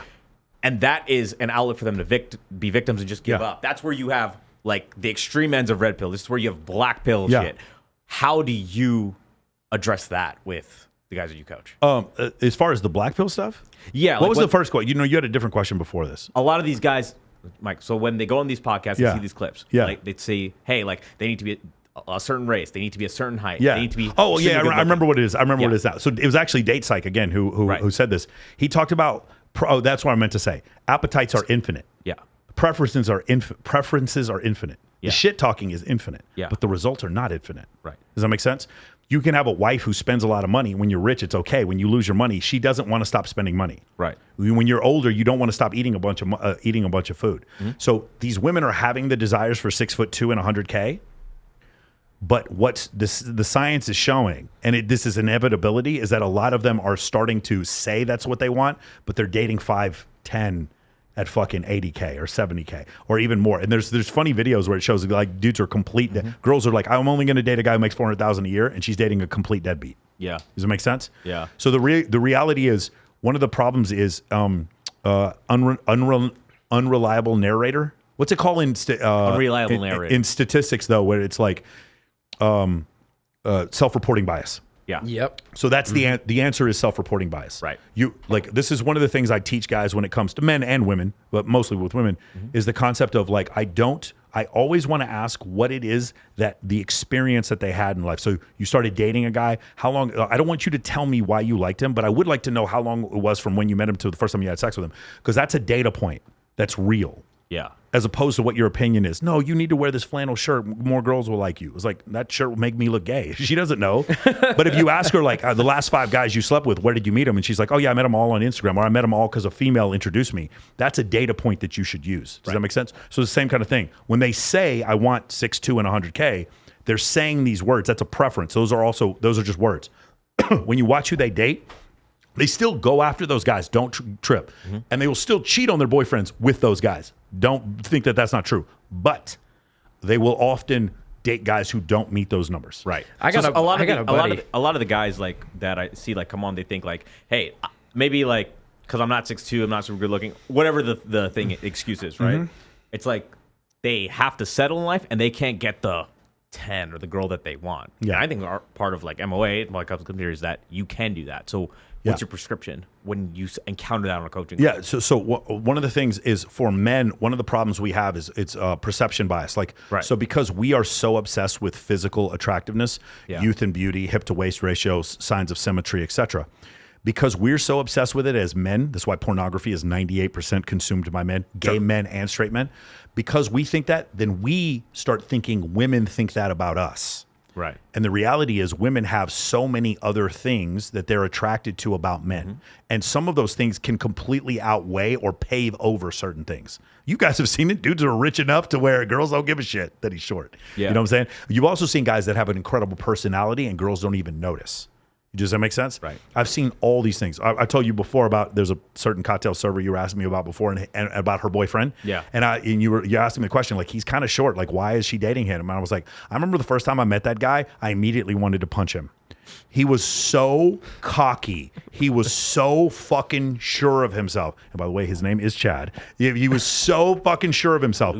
And I was watching this dude, and I was later on I've become friends with him. He's a fucking super cool guy. But at the first point, I just remember watching this guy, and his way of being, I could tell all these girls were fucking attracted to him because he was just so on it. You guys remember when I told you about somebody you have to just get it? Somebody taught him how to get it.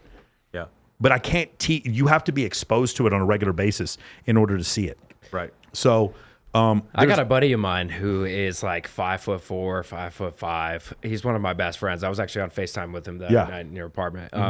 And he used to have this thing where like he just didn't think he was tall enough for girls to like him. And by this point in time, like I had overcome my own limiting beliefs about my height, and it also helped that I had a friend that was shorter than me. Like that actually kind of helped because I was like, oh, I'm 5'9". Like I should be able to do this. And we'd be out at places in a social environment. And he'd be like, dude, that girl's hot. I'm like, dude, she likes you. And he'd be like, what? No way. I'm like, yeah, you don't see her laughing at everything you say and like touching your arm when you talk. Like, what are you talking about? Get back out there. Go talk to her. And after I was able to kind of like destroy his limiting belief about his height enough times, I mean, this dude's hooked up with girls that are like models that are 6'2", 6'3", like absolute stunners that are way taller than him. And I've seen the text they send him after where they're like, oh my God, you're the shortest guy I ever been with. I didn't expect it to be that good. He lays it down. Everything ends up being great. But the point is that like all he had to do, literally all he had to do was receive permission from me first. Yeah. And then he finally went for it. Yeah. And after that, it's never affected him since then. His girlfriend right now is like 3 inches taller than him. Right? So the thing, to answer your question is there are several different attraction triggers. I would work on all of them. Right. One of them is physique. One of them is speaking voice. One of them is a sense of humor. One of them are social alignments. One of them is money. One of them is competency. One of them is access. One of them is physical attractiveness, including facial symmetry or the construction of a guy's face. Height is another one. Muscularity is another one. If you have all these attributes, why not just get them all up to 80? Obviously, you can't do anything about eye color and fucking height, but the rest of them you can do something about. Right. Okay? And let me tell you something else. This is a really interesting thing. Do you guys know the answer to this, but like if women like guys who have big muscles, do they give a shit that he took steroids? No. Nope. Never.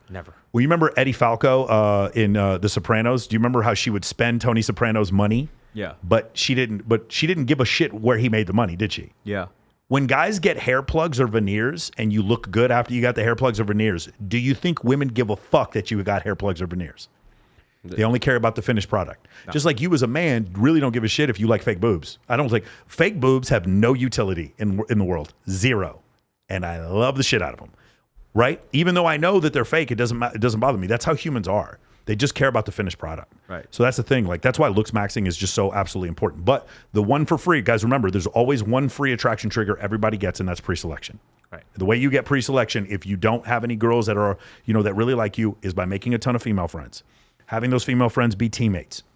Taking those female friends with you to events, make sure you handle everything in the event. Make sure you're like the birthday party, you got the comp set up, whatever. Right. Girls are super comfortable hanging out with you. First it's 6, then it's 12, then it's 20. Now you're the dude showing up to places with 20 girls on a regular basis. You're going to events with 20 girls. Then you're throwing your own events. Now 30, 40, 50, 100 girls. Now you're throwing it with other cool guys that are just like you. They're in your network. Now you're throwing parties with 200, 300, 400 girls. That's what's happening. In that instance, what's happened is now the ratio has become so high in your favor, and everyone at the event looks at you as the leader.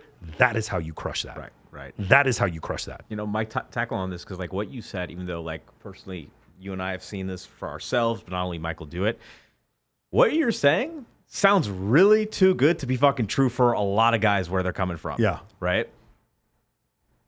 How do you do that with that when someone they first like start working with you and like they've been in like a rut, like they haven't had a girlfriend in years, they just got cheated on, and they see this like mountain that they have to climb and they think like, well, how's this even possible for me? Testimonials. Like, yeah. I try to appeal to their logical brain. Yeah.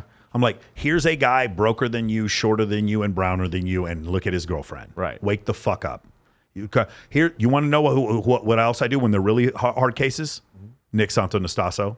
Motherfucker doesn't have two. He's missing 2 legs and an arm, and he's dating a supermodel. Right.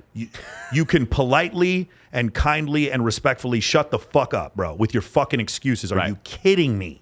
Are you kidding me? Like Nick Santonastasso is a hot girl and you're sitting there making these excuses. Bro, you are a man living in North America in 2024. You know how incredibly lucky you are? You have hundreds and hundreds of possible attraction triggers with which to meet thousands and thousands of women, and from those choose your life partner to which you will have children. You have the incredible ability to do so. You are incredibly fortunate, and your ancestors didn't. They had to pick from 7 or 8 girls that lived in the same village that they lived in back in Suffolk, England in the 1560s. Okay, that's what your ancestors had to pick from, and you don't have to do that. You can pick whoever you want, but you have to build yourself up. When these dudes are like, they're talking about they want a virgin or whatever, they want this high value woman or whatever, and I'm like, look at you, bro. Look at you. You look terrible. You look like, why would a woman want to be with a man who looks like he can't handle himself? When I look at some of the clients when I first meet them, I'm like, I know that, like, I tell them to watch Wes Watson videos. I'm like, are you going to take Wes Watson's girl, or is Wes Watson going to take your girl? What do you think? If you go to prison, how long till you're someone's bitch? Is it 3 minutes or 4 minutes? That's what I tell them. You got to look yourself in the eye, because no one's coming to save you. Yeah. No one's coming to save you. Now, in a larger sense, we're talking about prison, but in a macro sense, we're talking about in life. No one's coming to save you with your job. No one's coming to save you with your women. Guys, do you guys understand? I don't care what they told you at church about God's going to send you someone special. You go to youth group every fucking Wednesday, and you go to church with them, whatever. If you come home and don't do anything, do you know how easy it is for a man to go 10, 15, 20 years without going on a date or getting laid? It's so easy to do. It really is easy. All you got to do is get above 40, 50% body fat. 50%. Like, all you got to do is get about like 25, 30% body fat. You do that, and all of a sudden the pool of women that you have to choose from just plummets. Yeah. By the way, a woman can be at that same body fat, and her pool of men she could choose from is almost infinite. Right. Okay? It doesn't work the same way. Someone is coming to save women. That's the big difference. We talk about we're talking about the OnlyFans economy and how it's growing. It's like the simp economy is growing even faster. Okay, women don't have. Someone will a lot of time, not all the time, but a lot of times someone will come in and swoop the woman up. There's nobody coming to save you as a man. There's nobody coming to save you. You got no excuses. Yeah, 100%. And I think the thing we should just put on the table right now is like, I think a lot of people, whether that's with like when they sign up for a program with you, they start doing coaching like with us, and we're doing something, they almost like want us to like tell them it's okay. Like, we want to validate their excuses. Like, their excuses are okay. Like, we should stay this way. And I'll be honest with you, and I think you'll agree with this. If you want someone to validate your excuses and like bask in this victim with you, don't join bro. MOA. Don't just do block, not join. Block me on Instagram if you want somebody to validate come your on the shit. call. For sure, bro. These guys come on the call and they don't have their lights set up properly and they just look like their fucking haircut is from like clearly something they got it during high school that their mommy got for them, and they're wearing Walmart jeans that their mom got them in junior high, like shit like that. Like it's crazy, man. When you see people who don't even try to get it, right? That not looking good is not just a function of being aesthetically pleasing. It also shows the opposite sex that you care enough to at least try. Right. And what happens when men stop trying? You see them. You see them at the end of the bar with the big old man boobs, drinking beer, getting fat as shit. The truck driver who just is totally given up. What happens? Do they get more attractive or less attractive? Right. They get less because the primary. Again, we talk about primary driver emotion. For women, it's attention, and for men, it's sex. And when that drive goes away, you see them just letting themselves go. Yeah. And there's just no fucking room for that in MOA because we're not going to validate. Yeah, we're not going to validate that. And but the more important thing to understand is that there's no like happenstance. It's not like the Big Bang Theory where Penny moves into across the hall from Leonard and then they eventually get married. Yeah. That girl who's a perfect 10 is not moving in across the hall from you. It's not happening. Right. You don't even, most of y'all don't even know your neighbors. It's not going to work that way. Yeah. You're going to meet somebody on social media or you're going to have a friend introduce them. And when your friend is a really attractive female, you're going to have a lot better chance of getting more attractive women 100%. for you to date. 100%. Yeah. Another thing, and it will be a lot of the same answers you're going to have for it, but it's just, we see it so common. We'd be doing a service not to address it, is something we encounter on the calls and everything like that is obviously like the idea of like culture and race and the fact that like, hey, like because I'm of a certain ethnicity or certain skin color, I'm at a disadvantage. And also the cultural, the culture that purports you to do certain things well makes you unattractive. Like, for example, you know, we have a very diverse program. We've noticed that it's like clients of like German descent, South Asian descent, and East Asian descent that have trouble giving themselves permission, that are overanalyzing, that are not like letting themselves be successful in this area of your life. Yeah. What do you take on that? Yeah, it's something. Some of my clients who live in Switzerland, Germany, Austria, places like that, and then my clients several of my clients who are from India or of an Indian descent, and my clients from East Asia. Yeah, they have this thing where there was a structured, sort of homogenous society that they grew up in, and you don't paint outside the lines. Mm-hmm. And because of that, it was always like, "Mommy, Daddy, I want to play. Shut the fuck up. Sit in the corner. Sit in the corner. Shut up." There was nothing but that their whole life. Yeah. Punishment whenever any form of creativity or stepping outside the bounds. Then they get older and then you want them to go talk to a woman and they don't know what the fuck they're doing. Exactly. They can't give themselves permission. They're waiting for mommy to give themselves permission. And when you become the doctor, the lawyer, whatever it is, then the women will come. Yeah, That's exactly. My son is he's going to be a doctor and get a good, pretty wife because he's a doctor, because she still lives in that mindset too. She's like, the type of woman you get will be commiserate to the amount of money that you make. Your mom is living in a blue pill reality. Mm-hmm. She still thinks that's the case. Right? That's what's so crazy about it. But no, the thing is like giving yourself permission. What happens is you learn a tremendous amount of discipline and how to be a good academician, a good student. And in doing so, a lot of those people that I talked about that come from repressed backgrounds become incredible businessmen, incredible programmers, incredible scientists. They do. But when it comes to this other part of their life, they've been taught they need permission to express themselves. And a lot of times I'm the one who has to give them that permission. Yeah. I'm a lot like, I don't have this problem with my Central and South American clients. I don't. And I don't have this problem with my clients who grew up in poverty in North America. They tend to not have this issue. They tend to give themselves permission. It tends to be my clients, like I said, from Eastern Europe, mostly like or Germany, and then my clients from no, not the Romanian guys. Those guys give themselves permission. Those motherfuckers, they give themselves permission. Yeah. Like I don't have any Italian clients that are repressed. Like they give themselves permission. Exactly. Yeah. Right? It just depends. I don't have any Mexican clients that have problems giving themselves permission. None of my African American clients have problems giving themselves permission. Yeah. But it is a certain demographic, and I think it's cultural. I just think it's a cultural thing. 100%. When you come from a highly homogenous society, everybody needs to conform and fit. And if you don't, then you're ostracized. And then therefore, that would mean it's their behavior, not necessarily their skin color or absolutely that thing is. Absolutely, yeah. And my other thing is like play to type. Like if I remember it was Dataclysm. I think it was talking about like the disadvantages that people have. So African American women and Asian men had it the worst on dating apps. Yeah. Like they got the fewest right swipes. And one of the things that you would look in these Asian men's bios is it would say like not really Asian, or like they would express how tall they were, taller than the average age. Like they would say things like that in the bio. The men would. It was crazy. They would put stuff like that in there. So my thing is like, why play to type? Like if I'm going to be the Indian dude who's out there trying to meet women, should I be meek and just like hyper intellectual and fucking asking for permission and have no upper body strength? Going to Harvard, yeah, or, I shouldn't do that. or could I be fucking yoked and loud and give myself permission? What if I listen to fucking gangster rap and I can bench press 300? Yeah. What if I could just, why do I have to play to type? I have some friends of mine, some of my clients who are African American. Break and rapport anyway. Yeah, well, I have some clients that were African American, and these guys just normally had just an angry look on their face. And I was just like, I was like, bro, racism is terrible. It's horrible. People have these racist beliefs about shit. But like, why are we playing into it? Like, don't. Be the fucking fun, happy dude. Like, that's what I would say. Right. You know what I'm saying? Like, I just don't believe in playing to type. Regardless of what we want to say about like the egalitarian nature of the world, people react to different types of people different. So why play to type? That's my only thing. 100%. Why play to type? 100%. It's interesting that you brought up the geography of a lot of things, because I think that segues into one of the other points is that, sometimes we get this a lot, and I'm sure you get it a lot too when you do these, like even the free calls, is that like, hey, you know what?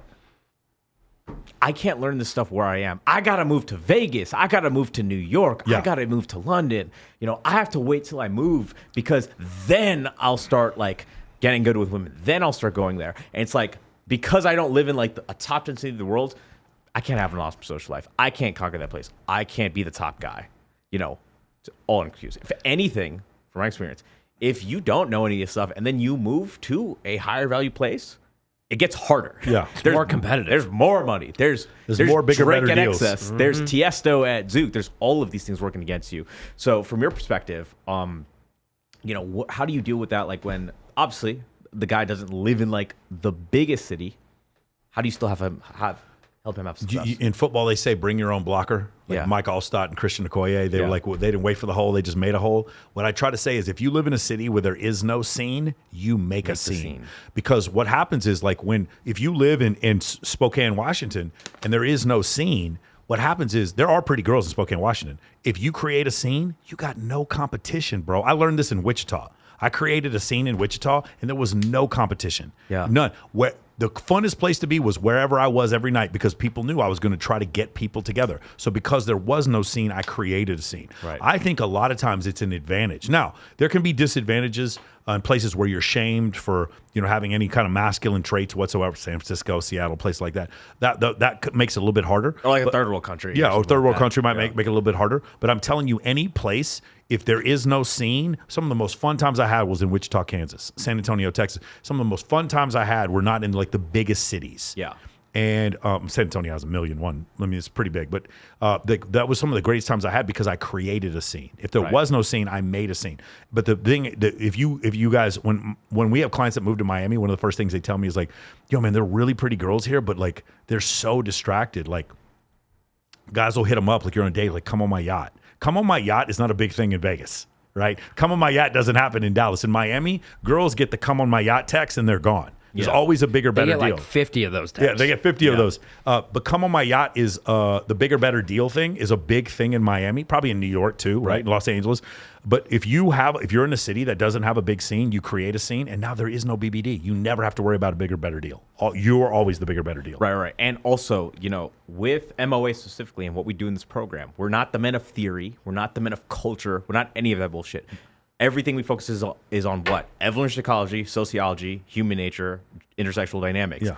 That's universal. It doesn't matter if you're in Wichita or if you're in Miami. Yeah. The principles stay the same. So if you understand the principles, that works everywhere. Yeah, of course, because society existed before there was internet and before there were these megalopolis, huge cities. Society existed, human intersexual dynamics existed for at least the last 200,000 years. Mm-hmm. So if we understand that concept, then of course it's going to work in a big town. It's going to work in a small city. Right. 100%. And what a good practicing ground. Like if you do it in a small city and you figure it out, you can bring those skill sets to a big city and then start to implement. Shout out to Warner Robins, Georgia. Yeah. Shout out to Warner Robins, Georgia. You know where you can take everywhere? Social media. And what's the first thing we focus on? Social media. Step number one, fix your fucking Instagram. Yeah, that's the thing. Like you can take, just like a good team takes defense with it on the road in basketball, you can take your social media with you on the road. Like a really attractive woman, she takes her physical attractiveness with on the road. If she's fine, if she's super fine in Dallas, she's super fine in Miami, she's super fine in Los Angeles. She doesn't have to reestablish her hotness. It just travels with her like luggage. Yeah, because we even have a group chat in MOA. We call them like the nomads, where they're the guys who are opposite. They don't have a home. They are a high-tech closer. They have an online business. They don't have a home. And they're traveling. Yeah, every time they show up in a new place, every time they show up in Tulum and go to Taboo or whatever the fuck that Voodoo, I forgot Taboo, whatever the restaurant is. Whenever they show up there, the girls don't know if they're a fucking baller, and they don't know if these guys are funny, and they don't know if these guys are good and bad. They don't know anything about them. They have to reestablish their dominance and status every time they go around, except if they put it on social media, then they don't have to. Then it travels with them like luggage. That's why fixing your social media is so important, especially if you travel or if you live in a place that's not super popular. Yeah, that's a huge excuse that we get is guys like, oh, I can't do this. I'm going to be traveling. I'm like, dude. That's incredible. You know how much activity my social media gets when I'm going to the white party in Miami or not only that. Puerto Vallarta? Do you know how much more likely a girl is to say yes when she knows you're going to leave tomorrow? This is her last shot, bro. yeah, This is her last shot, bro. Exactly. You've got built-in scarcity because you're traveling, bro. God, you're so lucky. This is my last night. Man, I just can't. Man, I'm 46, bro, and like I know there's people who's watching this right now is probably somewhere between 20 and 30, and like, oh my God, you're so lucky that you get exposed to this at that age. I wish my whole program was built so that I could teach you these things. You skip 25 years of fucking heartache and like screwing up and trial and error, and it's just like I'm trying. This is the course that I wish someone had given me in 1999. Yeah, this is the course. This is what I wish somebody would have taught me. Right. When did you decide that? Because you always said when we talked that, like, hey, if I ever was going to start something, you were always knew it was going to be called Men of Action. Where'd that come from? We were having I was doing a call for a different company, and it was like a free call, Zoom call, whatever. And we were talking, and I remember I was on my phone, and somebody else was the host, and then I took over for a little while. And while I was talking, I just remember them bringing up these theories. And I was just like, about energy and woo-woo shit, all these theories about what if I did this, and I just remember there was this one guy, we call him in MOA, we call him Doug. Doug is the guy who takes a bunch of self-help courses and never improves his life. Yeah. And there were just more and more Dougs out there. Yeah. Doug could quote every single thing that Tai Lopez ever said. Doug had read every self-help book there was.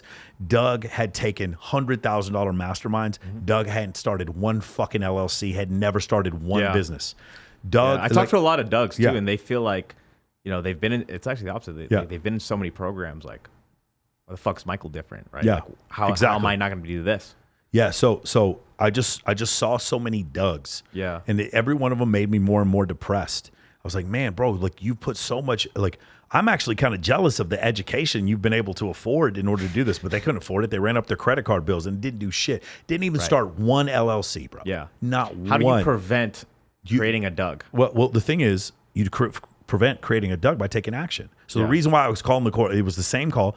And I remember saying, if we ever make a course, I'm going to call it Men of Action, because I'm sick of fucking theory. And I'm sick of dudes going to Tony Robbins seminars, standing up at the end, crying, hugging their buddy, and going back to their mom's basement and not changing shit. Yeah. It's just action, bro. It's just brutal, cold action. Yeah. And if you didn't take it, then you should feel like a failure. Right. That's it. Right. But these people are selling a feeling. Bro, when I hear people like selling mindset, I'm not trying to knock anybody out. We're jealous of you, actually. We're jealous of people who sell mindset. Bro, do you know what the fucking cost of goods sold on mindset is? Zero. It is zero. Do you know what the markup on mindset is? 100%. The markup, I'm selling you a mindset. It costs me nothing, bro. What an incredible. And by the way, in order for me to make my money and for me to close the sale, what do you have to accomplish? Nothing. You just have to feel better about yourself. What a fucking grift, bro. I'm saying grift. I don't mean to insult you, because I know some people are mindset coaches, and I'm not trying to knock what you do. I'm just saying I'm jealous as shit. You guys get to sell something that costs you nothing to do, and there's no discernible metric that the fucking client has to have in order for you to know that you had success. Bro, I would love to be a mindset coach. I'm not a mindset coach. I'm an action coach. I'm a performance coach. Right. Because I have learned through trial and error that the world is not fair. there are certainly, I had 2 female squadron commanders, and I had one woman who taught me how to trade stock options. Those women lived with a burden of performance. A lot of women do. Women who work in construction, women who are fighter pilots, they have a burden of performance. A lot of women don't. Yeah. All men do. All men have a burden of performance. Right. And so that was the thing that I learned. So for me, it wasn't like feel good didn't pay the bills, right? Yeah. Feel good didn't pay the bills. Aaron Clare, what does he talk about? The perfect emotional state. You have these women who are really pretty. Dudes will take care of them, financially, and they just spend their entire life, drinking pumpkin spice lattes and going to facial spa days with the girls because they want to stay in the perfect emotional state. That's because, number one, someone is coming to save them, and number two, what was the thing we were just talking about? I just lost my train of thought. Someone is coming to save them, and number two, they don't have a burden of performance. Right. Yeah, and so all men have a burden of performance. That's the Yeah. thing you have to understand. You're not special. The only guys who don't have a burden of performance, or what a burden of performance doesn't look like, is he who's elderly, retired, or a guy who's morbidly overweight, or lives in his mom's basement, or lives off Social Security. Those people don't have a burden of performance. Right. But it goes very poorly for men when that happens. Yeah. Very, very poorly. And so that's the thing. Like, men have to understand, like, if you don't ever want to run a 7-figure business and you don't want to have sex for the next 7 years, it's real easy to do it. It's real Beta easy. males get to eat. Huh? Beta males get to eat. Yeah, bro, that was Yeah. another thing. Again, shout out to Owen Cook, because he said this a long time ago, and I remember this. He goes, if you're a beta male, think about like a wolf. If you're a beta male, you still get to eat. You still get to like have sex with girls sometimes. Being a beta male is not so bad. It's like warm, it's like nice, and it's kind of comfortable. You know what I'm saying? You don't have to like be aspirational. And when I hear that, all I'm thinking, the first thing I'm thinking is like, go get your testosterone checked, dude. Like, what do you mean? Like, what a fucking existence. Right. Something I want to add on to that, man, is like, some people get misconstrued because, we have this course called Men of Action. You're obviously going to be putting in work. You're not going to be another Doug, as we're talking about. But sometimes, like, people, like, again, they take one thing and take it to the extreme, meaning that, like, hey, you know what? To be successful socially, to be this guy, to be this, like, man of action, I need to drop everything. I need to put 50 hours of work into this. I need to talk to Michael every single day. I need to just, like, block out everything. And I can't do that to have success here. That's not what we're saying. Yeah. We're saying take the right actions, do the right things, build the right foundation. That saves you time. Because most of the guys that we deal with, corroborate me on this, have a fucking life. Have a life, yeah. Yeah, they have a business. They work, right? So let me ask this question. Tyler, when you first started this, how many hours a week did it take you to build a social circle? Maximum 3. 3 hours a week? Yeah. Yeah. Tristan, you came out here helping me recruit for the bikini competition. How many hours a week did it take you to build a social circle? I mean, it was going out like you had to dial me back because I was going out too much. You're Yeah. like, Tristan, what's wrong with you? Like, Yeah. you need to do other things in life. I'm Yeah. like, hey, you might be right, Michael. Yeah, maybe like 4 hours a week. Yeah. So 4 hours a week, yeah. 3 or 4 hours a week is what it requires to do this. Yeah. Like, one of the biggest. Because here's what gets misconstrued is because there's a certain group of guys, pickup guys, where they're going out 6 nights a week. They're going out till 3 a.m. every night. And they think we do that, but we go out less. They think that social circle takes more time and more effort, and they're going out 6 nights a week. Bro, it's so crazy to me. I have done both. I'm telling you, getting a good social circle is the most biggest time saver I've ever had. It's like, oh, you guys are going out? I tell you what, guys, I bought a bunch of tequila. Everybody pregame at my apartment. Then they go out. I play video games the whole night, and then all the girls just come back to my apartment at the end of the night. That's called social circle game, and I did nothing.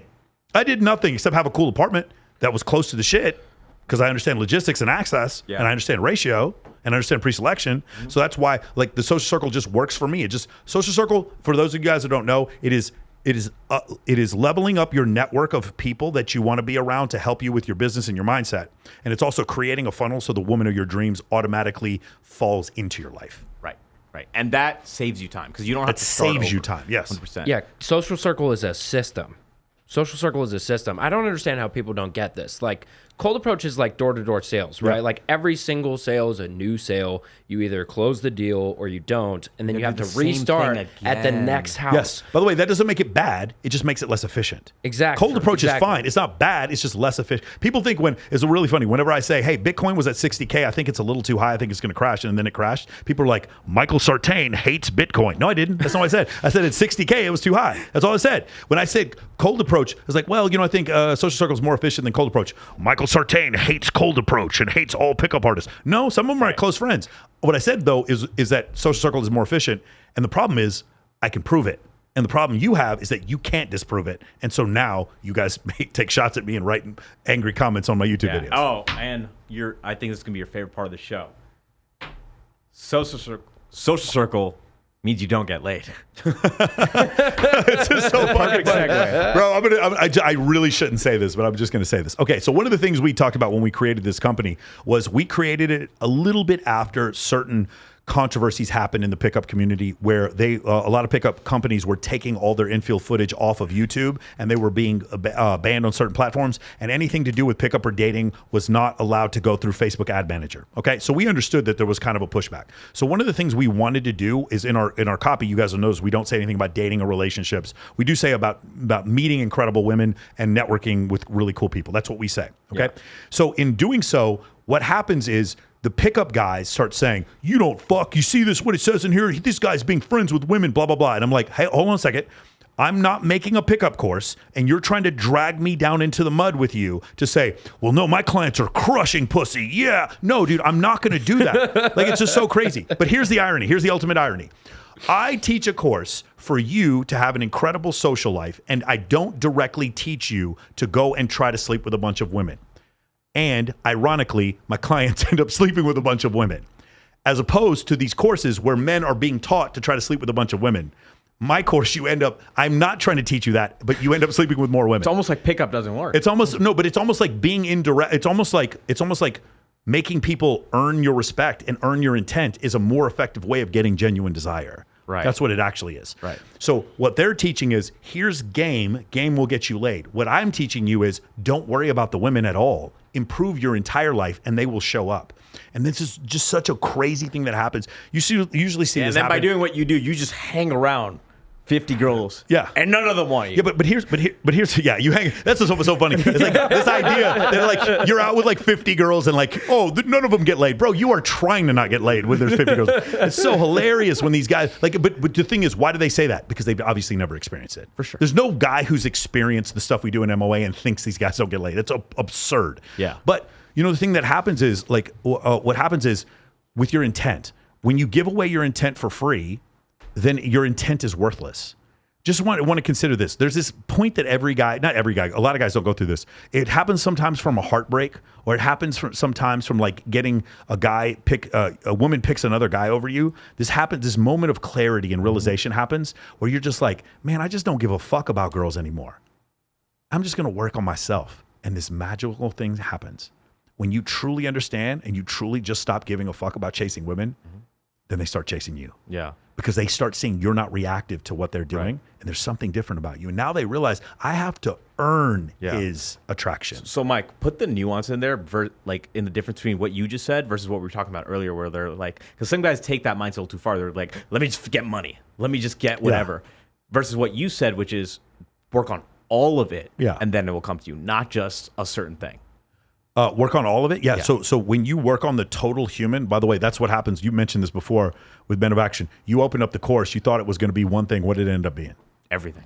Every area of my life improved. Every single area of my life. Yeah. But it wasn't, I taught you pickup, so every area of your life improved. We have a leadership course. We have a leadership portion of there. We have a portion of a phase in there on nothing but resourcefulness. Right. We have a pillar in there on nothing but critical thinking, a pillar on evolutionary psychology, and a pillar on event planning. We have a pillar on high status networking. We have a pillar on social networking. We have a pillar on all this kind of stuff, a winning mindset. We have a pillars on all these different things, and you don't expect it. And it's so funny when guys finish the course and they hit me up and they're like, yo, man, I just want to let you know, like, I bought this course for like one reason, and holy shit, I didn't even know what I didn't know. Yeah. And I was like, how far are you through the book list? They're like, bro, I'm through 20 of these books, and these books are changing my life. I'm not trying to make you guys think that I'm some sort of messiah or prophet.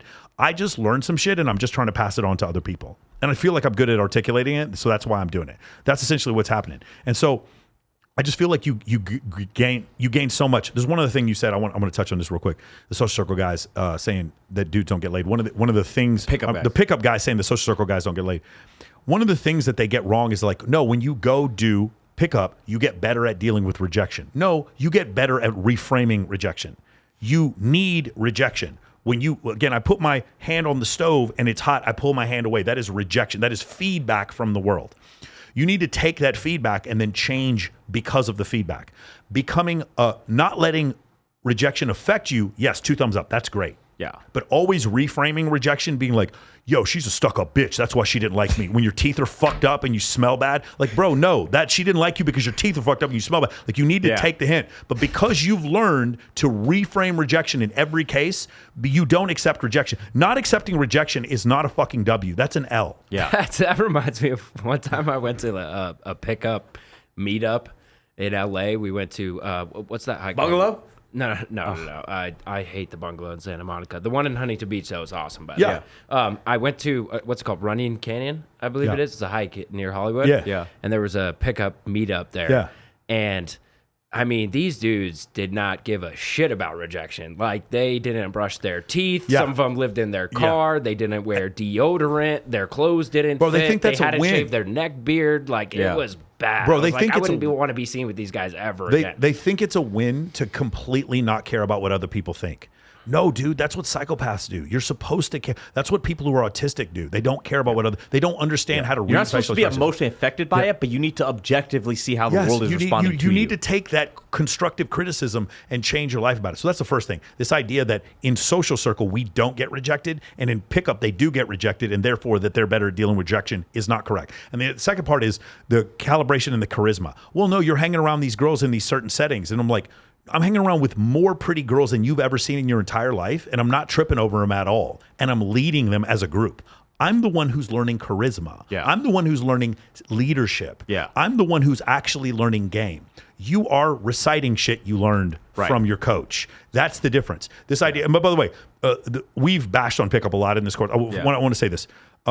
Pickup is definitely, if you have a completely debilitating anxiety, and you literally cannot go up and talk to strangers, or you've just gotten out of a relationship and you do want to get more comfortable at talking to strangers, I do recommend taking a pickup boot camp. That's not what I'm telling you.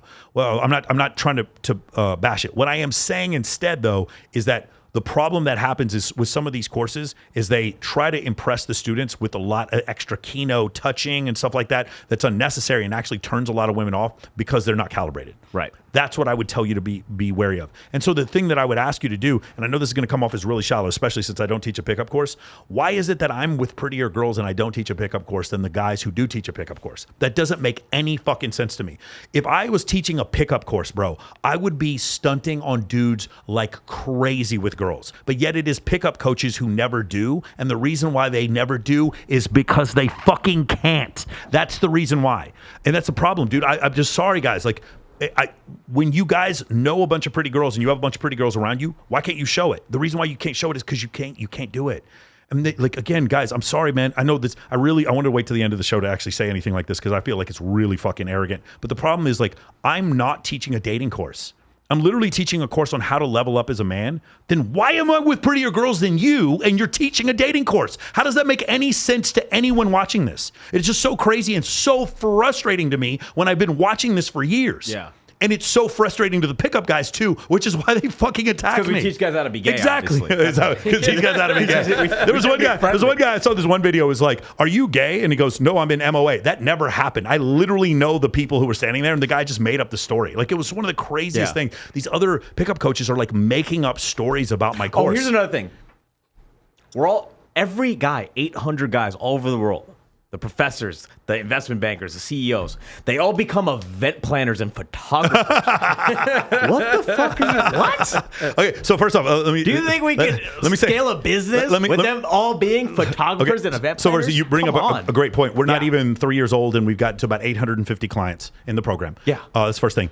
We have tripled the size of the business this last year. We just did the numbers. For sure. From the previous year. That's the first thing. You're not seeing anywhere on Reddit or any review sites people like trying to refund. Our refund rate is so low that I'm actually concerned we don't charge enough money, to be honest with you. That's what somebody told me when we showed them our refund rate. They were like, bro, how is your refund rate this low? It's a coaching course. Your refund rate should be way higher than this. Mm-hmm. So the satisfaction is through the roof. It's incredibly high. So that's one of the things that's like, it's really crazy for me when I hear these guys like try to outwardly describe the course. You just become event planners. No, in the course, what do I literally say in the first 6 months? I don't want you to throw your own event. I literally, so like that one's wrong. Somebody said the other day, you have to do 10,000 invites to get one girl to show up. Bro, I fell over peeing on myself laughing. It's like 10,000 invites. Bro, at most you might do 2,000 invites to get 400 girls to show up. If you set up your fucking Instagram correctly, like we teach you. Yeah. Okay? I literally, Access Vegas, I got 40 girls coming to Access Vegas over the next 3 weeks. That was 263 invites. For you guys, like, well, that you should have 50%. No, you won't. No, you won't. You won't. I'm inviting the hottest girls you've ever seen. That's the reason why. Yeah. And so that's the thing that'll happen. It's just this incredible misnomer. And then the other one, it was like, he teaches them to not go fuck the girls. I didn't say that. I said be friends with them. And this is the biggest problem where guys get this wrong. This is a big, you want to talk about limiting beliefs? Here's a huge limiting belief. Go in. Ready?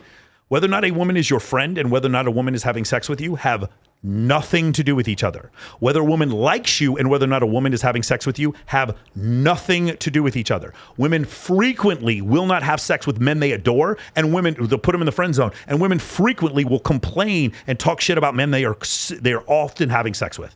Yeah. You have to get these two things out of your mind. Because I said, before I met Kylie, about 85% of the women I would sleep with were just my friends. It's just mind-blowing for these guys, because the reason why there's like, well, my female friends would never sleep with me. No, bitch, you got friend-zoned. I don't get friend-zoned. Right. I make female friends. I friend-zone them. Yeah.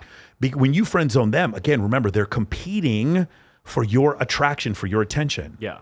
So you do. So that means your attraction or attraction, what I'm talking about, your intent is actually worth more. Because they're competing for it. Right. Okay. Explain also, the difference. What does getting friend zone look like? Like, explain exactly what being that friend. Ready? Being a guy showing intent to a girl, either waiting to show intent for a long time or showing intent straight off, and she's like, "No, I'm not really interested in you," and you still continue to hang around. Yeah. You've been friend zoned. You actually may think that you still have a shot. And by the way, women like attention, so they'll continue to let you think you got a shot. Boy, you've been friend zoned. You just didn't know you've been friend zoned. You have no leverage in the situation. She absolutely knows she's better than anything that you can do. And so she has very little respect for you. She'll talk to you. She loves all your comments. She loves your heart eye emojis. She loves your fucking heart, your little likes. She loves your little story replies. She loves the fact that you look at all of her IG. She loves the attention. Don't get it twisted. She loves the attention. But you don't have any chance of ever hooking up with her.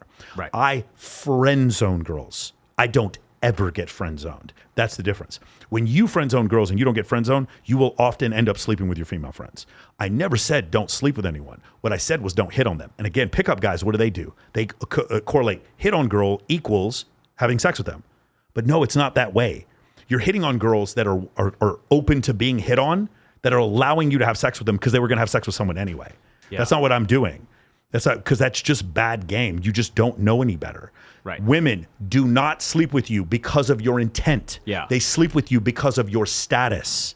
And these guys have never been able to grasp this. Yeah. And they keep having success every once in a while and thinking it's because they manufactured it. And it's not the case. So that's the reason why, like, it's just very, I'm not saying that it's upsetting. I say enough stuff where I criticize Cold Approach to where I totally understand why half the pickup artists on the fucking internet come after me. I totally get it. Trust me, guys. I get it. You're trying to make money too. You need to say what you need to say. It's totally fine. I forgive you. You guys can still come to my bikini competition where I recruit 200 fucking girls And say you cold approach them. And say you cold approach them. And then you showed intent. Yeah, you can sit there and show all your intent until you get kicked out of the club. You could do all this stuff. I forgive all of you. I know you guys have to do it in order to keep your business. But the reality of the situation is what we do works better, or it's more efficient. It's definitely more efficient because we make people earn our intent. We just don't give it away for free. Yeah. And so that's what a lot of these guys don't understand. Yeah. Okay. And we're coming to close to the end, so I think we could just say whatever at this point. I challenge any of them to show any receipts of any of their clients, and they can't. They can't. Because they don't have any.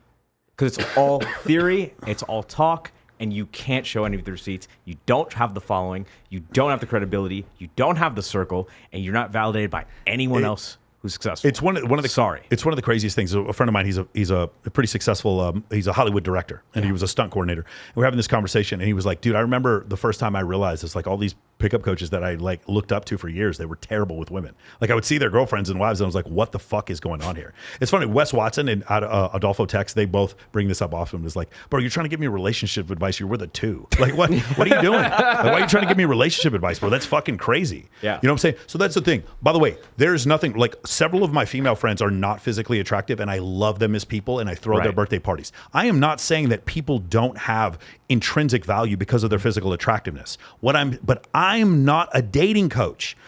Yet I am being criticized when you can't show receipts for the thing you're bragging about. That's the point that's so crazy to me. Yeah. I'm not deliberately teaching men to get laid in my course. They just are like crazy.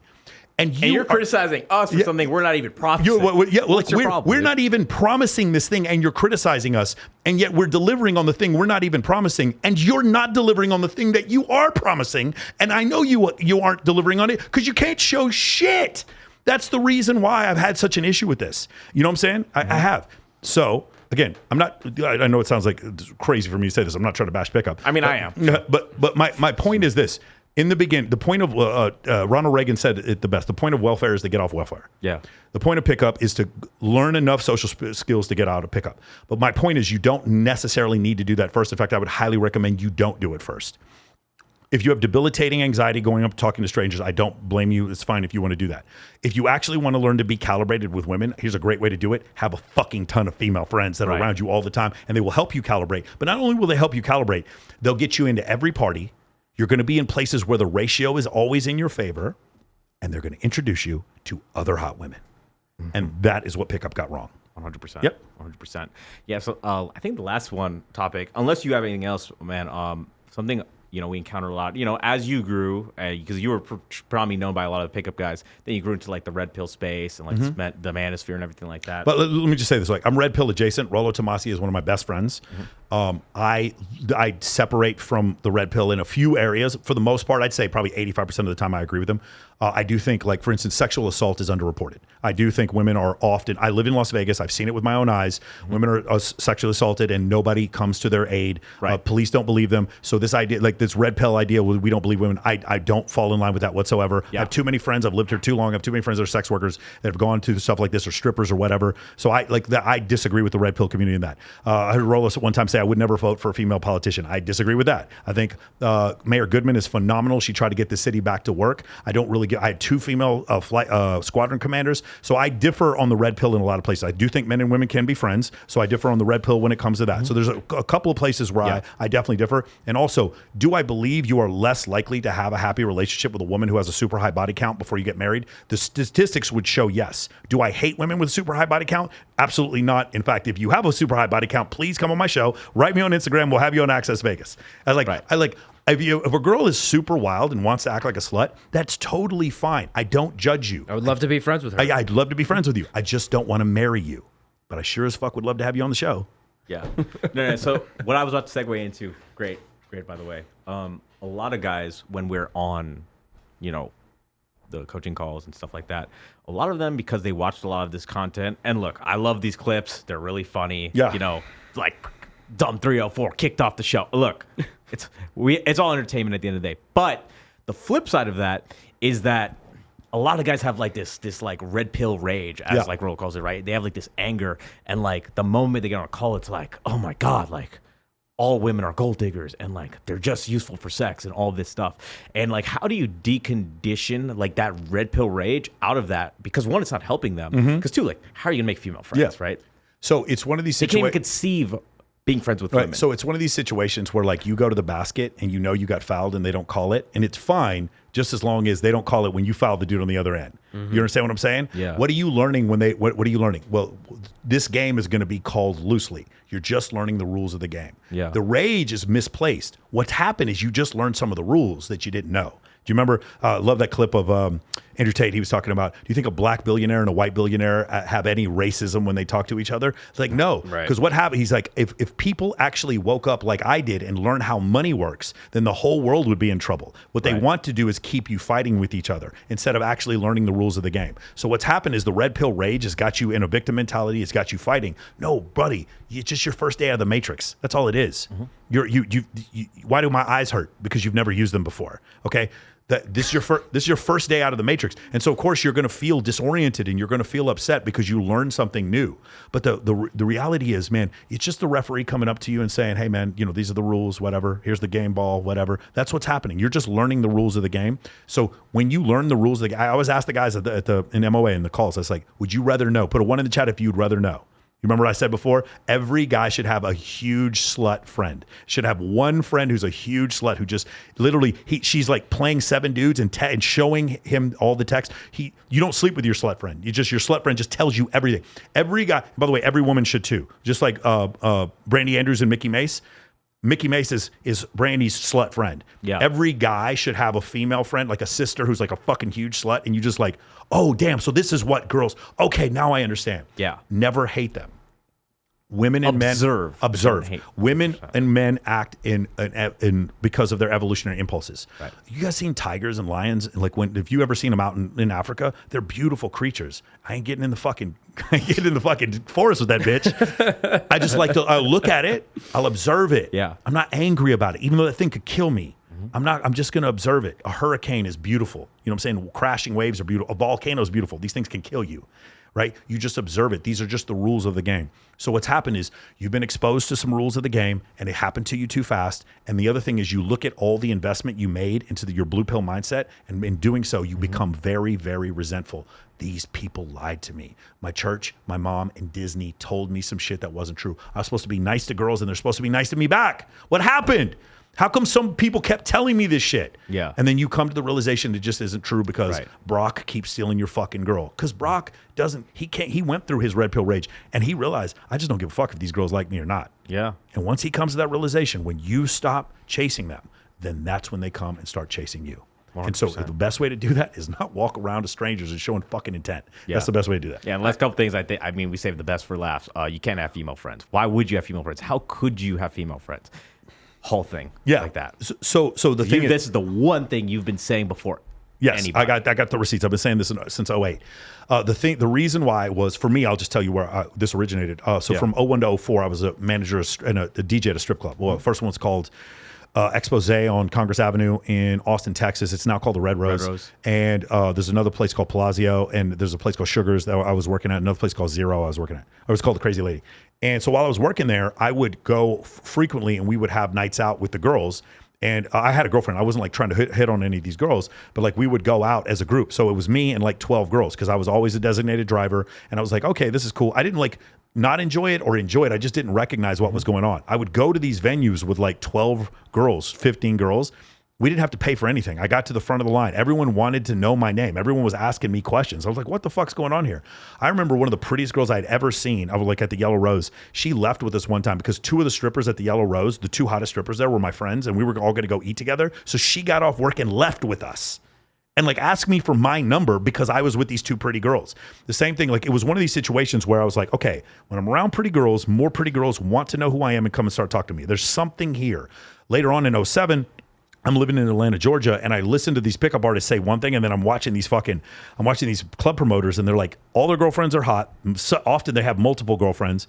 They literally have no trouble with women whatsoever. They go out and the 70 girls show up. What is going on here? And they're like there's something weird. There's a dynamic I'm not grasping. And it just took me some time to understand. It's like some guys don't like the term female friends. Just say female teammates if that's what you need. Mm-hmm. But I have female friends whom I love and care for very much. And when I say friends, I mean friends. I mean like I'm going to your baby shower, I'm going to your fucking wedding, and if they'll probably be at my funeral when I die. Like actual friends.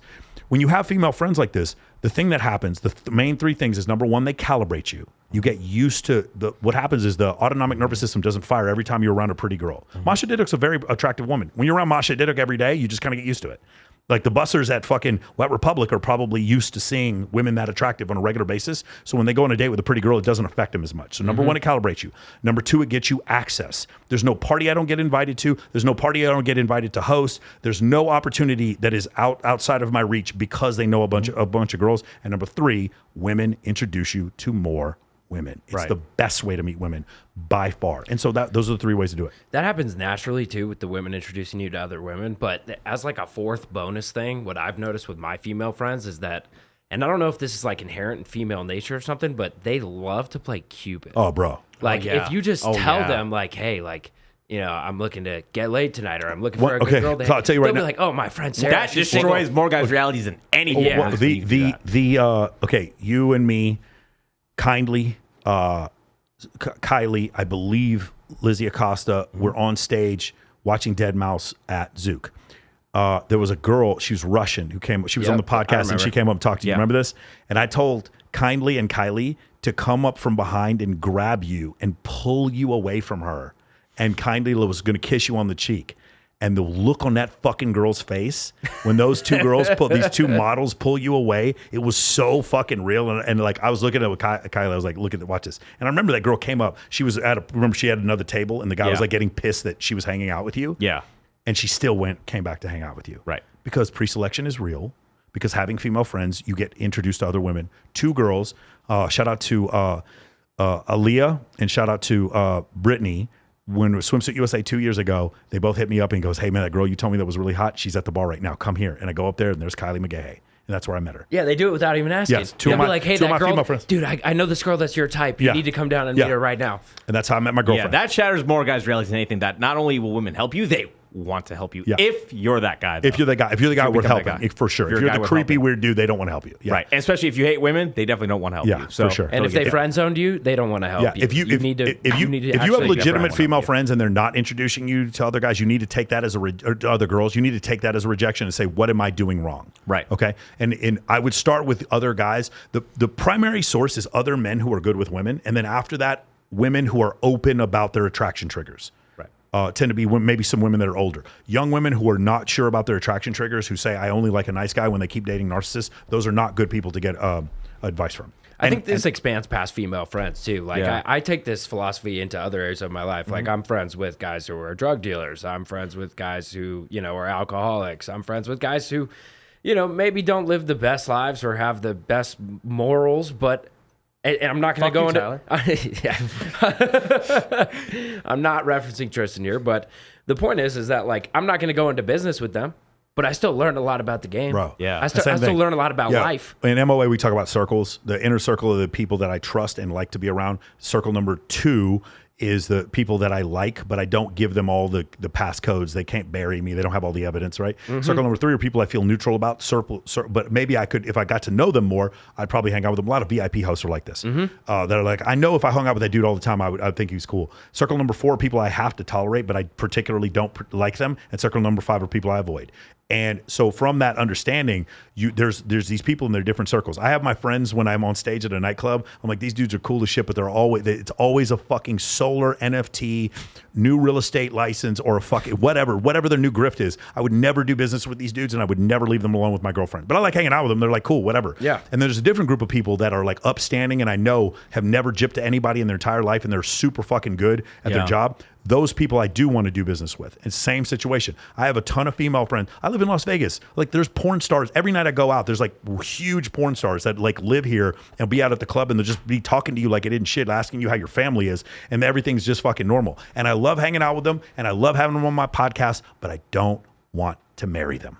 That's it. I don't have to be judgmental. I can be discerning without being judgmental. That's it. That's the key. 100%. Last thing, I think this might wrap the podcast up. Something we talk about the female friends a lot is, they look at our social medias and stuff like that, and they're like, I want to get on the social media thing, but like, 1, I don't want to grow a huge following. I don't want to be famous. And 2, I don't want to post a bunch of girls, in bikinis. I don't want to go to these charity events, like post all these girls.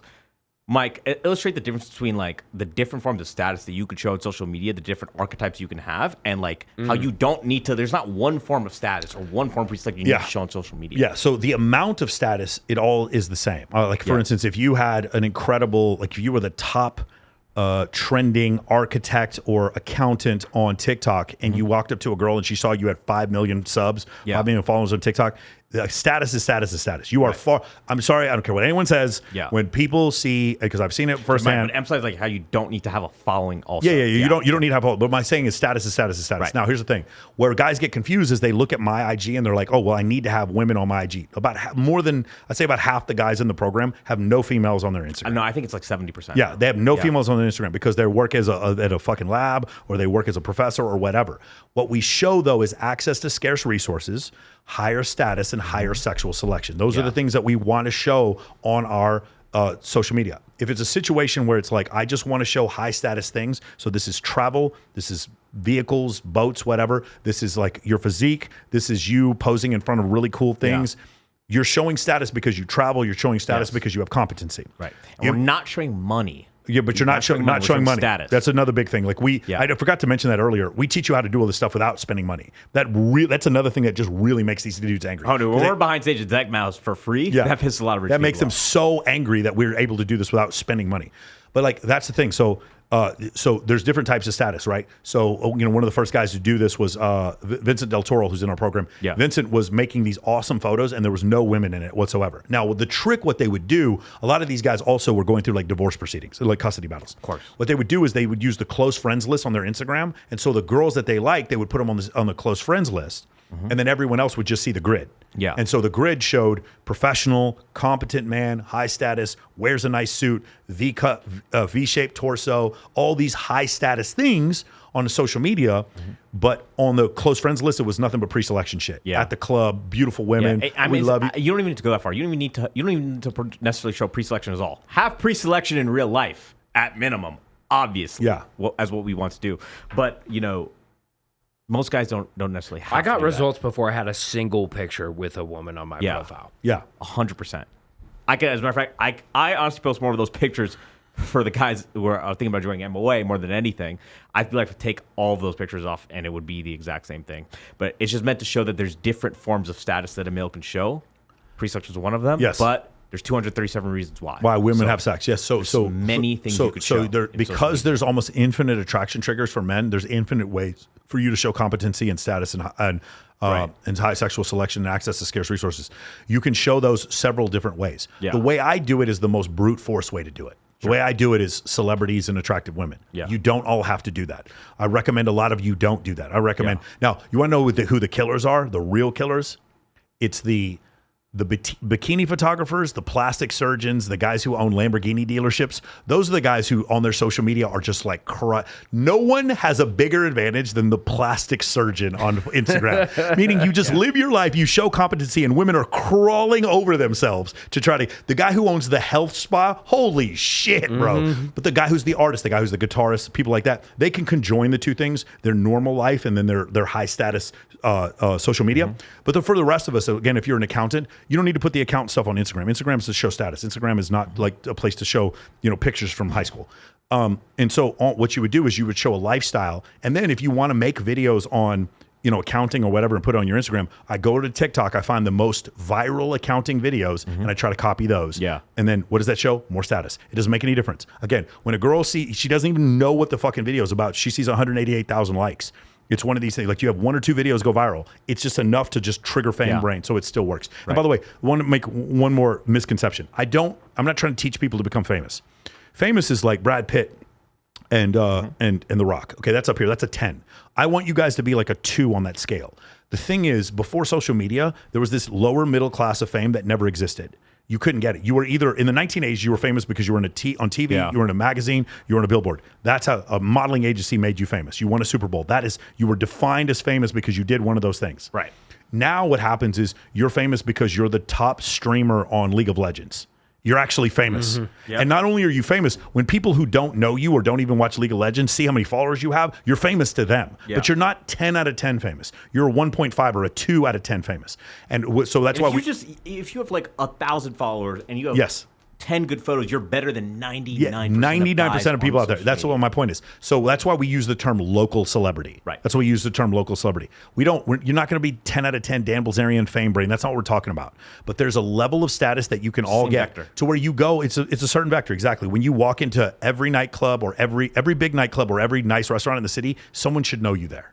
Oh, Mr. Sartain, come on up here. And the girl should be impressed. Like, wow, he knows and you open up the menu, you know what's out, and you order for her because you know what's going on because you have enough mirror exposure. Yeah. And the chef comes out to give you a hug. Man, I haven't seen you in so long. Thank you for coming and visiting. He's excited to see you. You go to the nightclub, you just skip the line because you know what you're. And by the way, I do this all without spending money. Obviously, I spend money to pay for the dinner, but you know what I'm saying. Like I've never bought a table in my entire life. And so you do all these things to show the acceptance. When you're there, the prettiest girls come up and talk to you because they're like, oh, blah, blah, I love that meme you posted. I love your podcast, whatever the thing is. Right. It's just this like 1.5 or 2 out of 10 level status, this lower middle class status that is achievable for anyone who's watching this. Yeah. Yeah. Something I've actually, and I think we should actually make a chart on this, but something I've actually been saying a lot on the coaching calls, and something I've noticed, but I want to bring it here onto this podcast, is that, Michael, is that there's a difference with the advent of social media. There used to be like, hey, like if I'm the Harvard graduate, or if I, have a master's, I'm really successful, I have this money, I'm here, like, right, I'm up here at the top of the pack, and I'm going to get what's here, right? So there's the status that I have and the status that I'm going to get. With social media, there's a lot of guys, what I see commonly is like, they have the success, right? Their status is here, but their perceived status, because of no social media, is here. And then, because their perceived status is here, it negates everything else. Yeah, here. What you need to do is raise this perceived status up to the level that you already are. I'll explain it to you. There's a doctor. He makes $400,000 a year. He works in Doctors Without Borders. He's maybe a cardiologist. He's done heart transplants. This guy, and he walks up to a nightclub with New Balance shoes on, even though this guy makes $400,000 a year. There's another girl. She's like fucking 19. She's hot. She smokes cigarettes. She's trying to get in underage. Who gets into the club first? Her. Yeah. But wait a second. But the guy, he's higher status though. He saves people's lives. He makes more money. No, dude, it's not your status. It's your perceived status. And how do you get people to perceive status? As a man, you do it on social media. As a woman, you can do it just by being attractive. But as a man, you do it on social media. We good? We're good. Good, man. We tackled definitely some objections and some limiting beliefs. Hey guys, thank you guys for watching this. If you liked the way we set this up, let me know. We might do another one of this again, maybe every quarter. We'll try something like this. But I wanted to take a specific topic that was bothering me. This one was just really irking me when I would get these limiting beliefs from guys, and it's just the same ones over and over again. And maybe this is the kick in the nuts that some of you guys need to finally take some action. And I hope that is the case. So I want to say thank you guys. Thank you to Tyler and Tristan for coming out, and I will see all of you next week.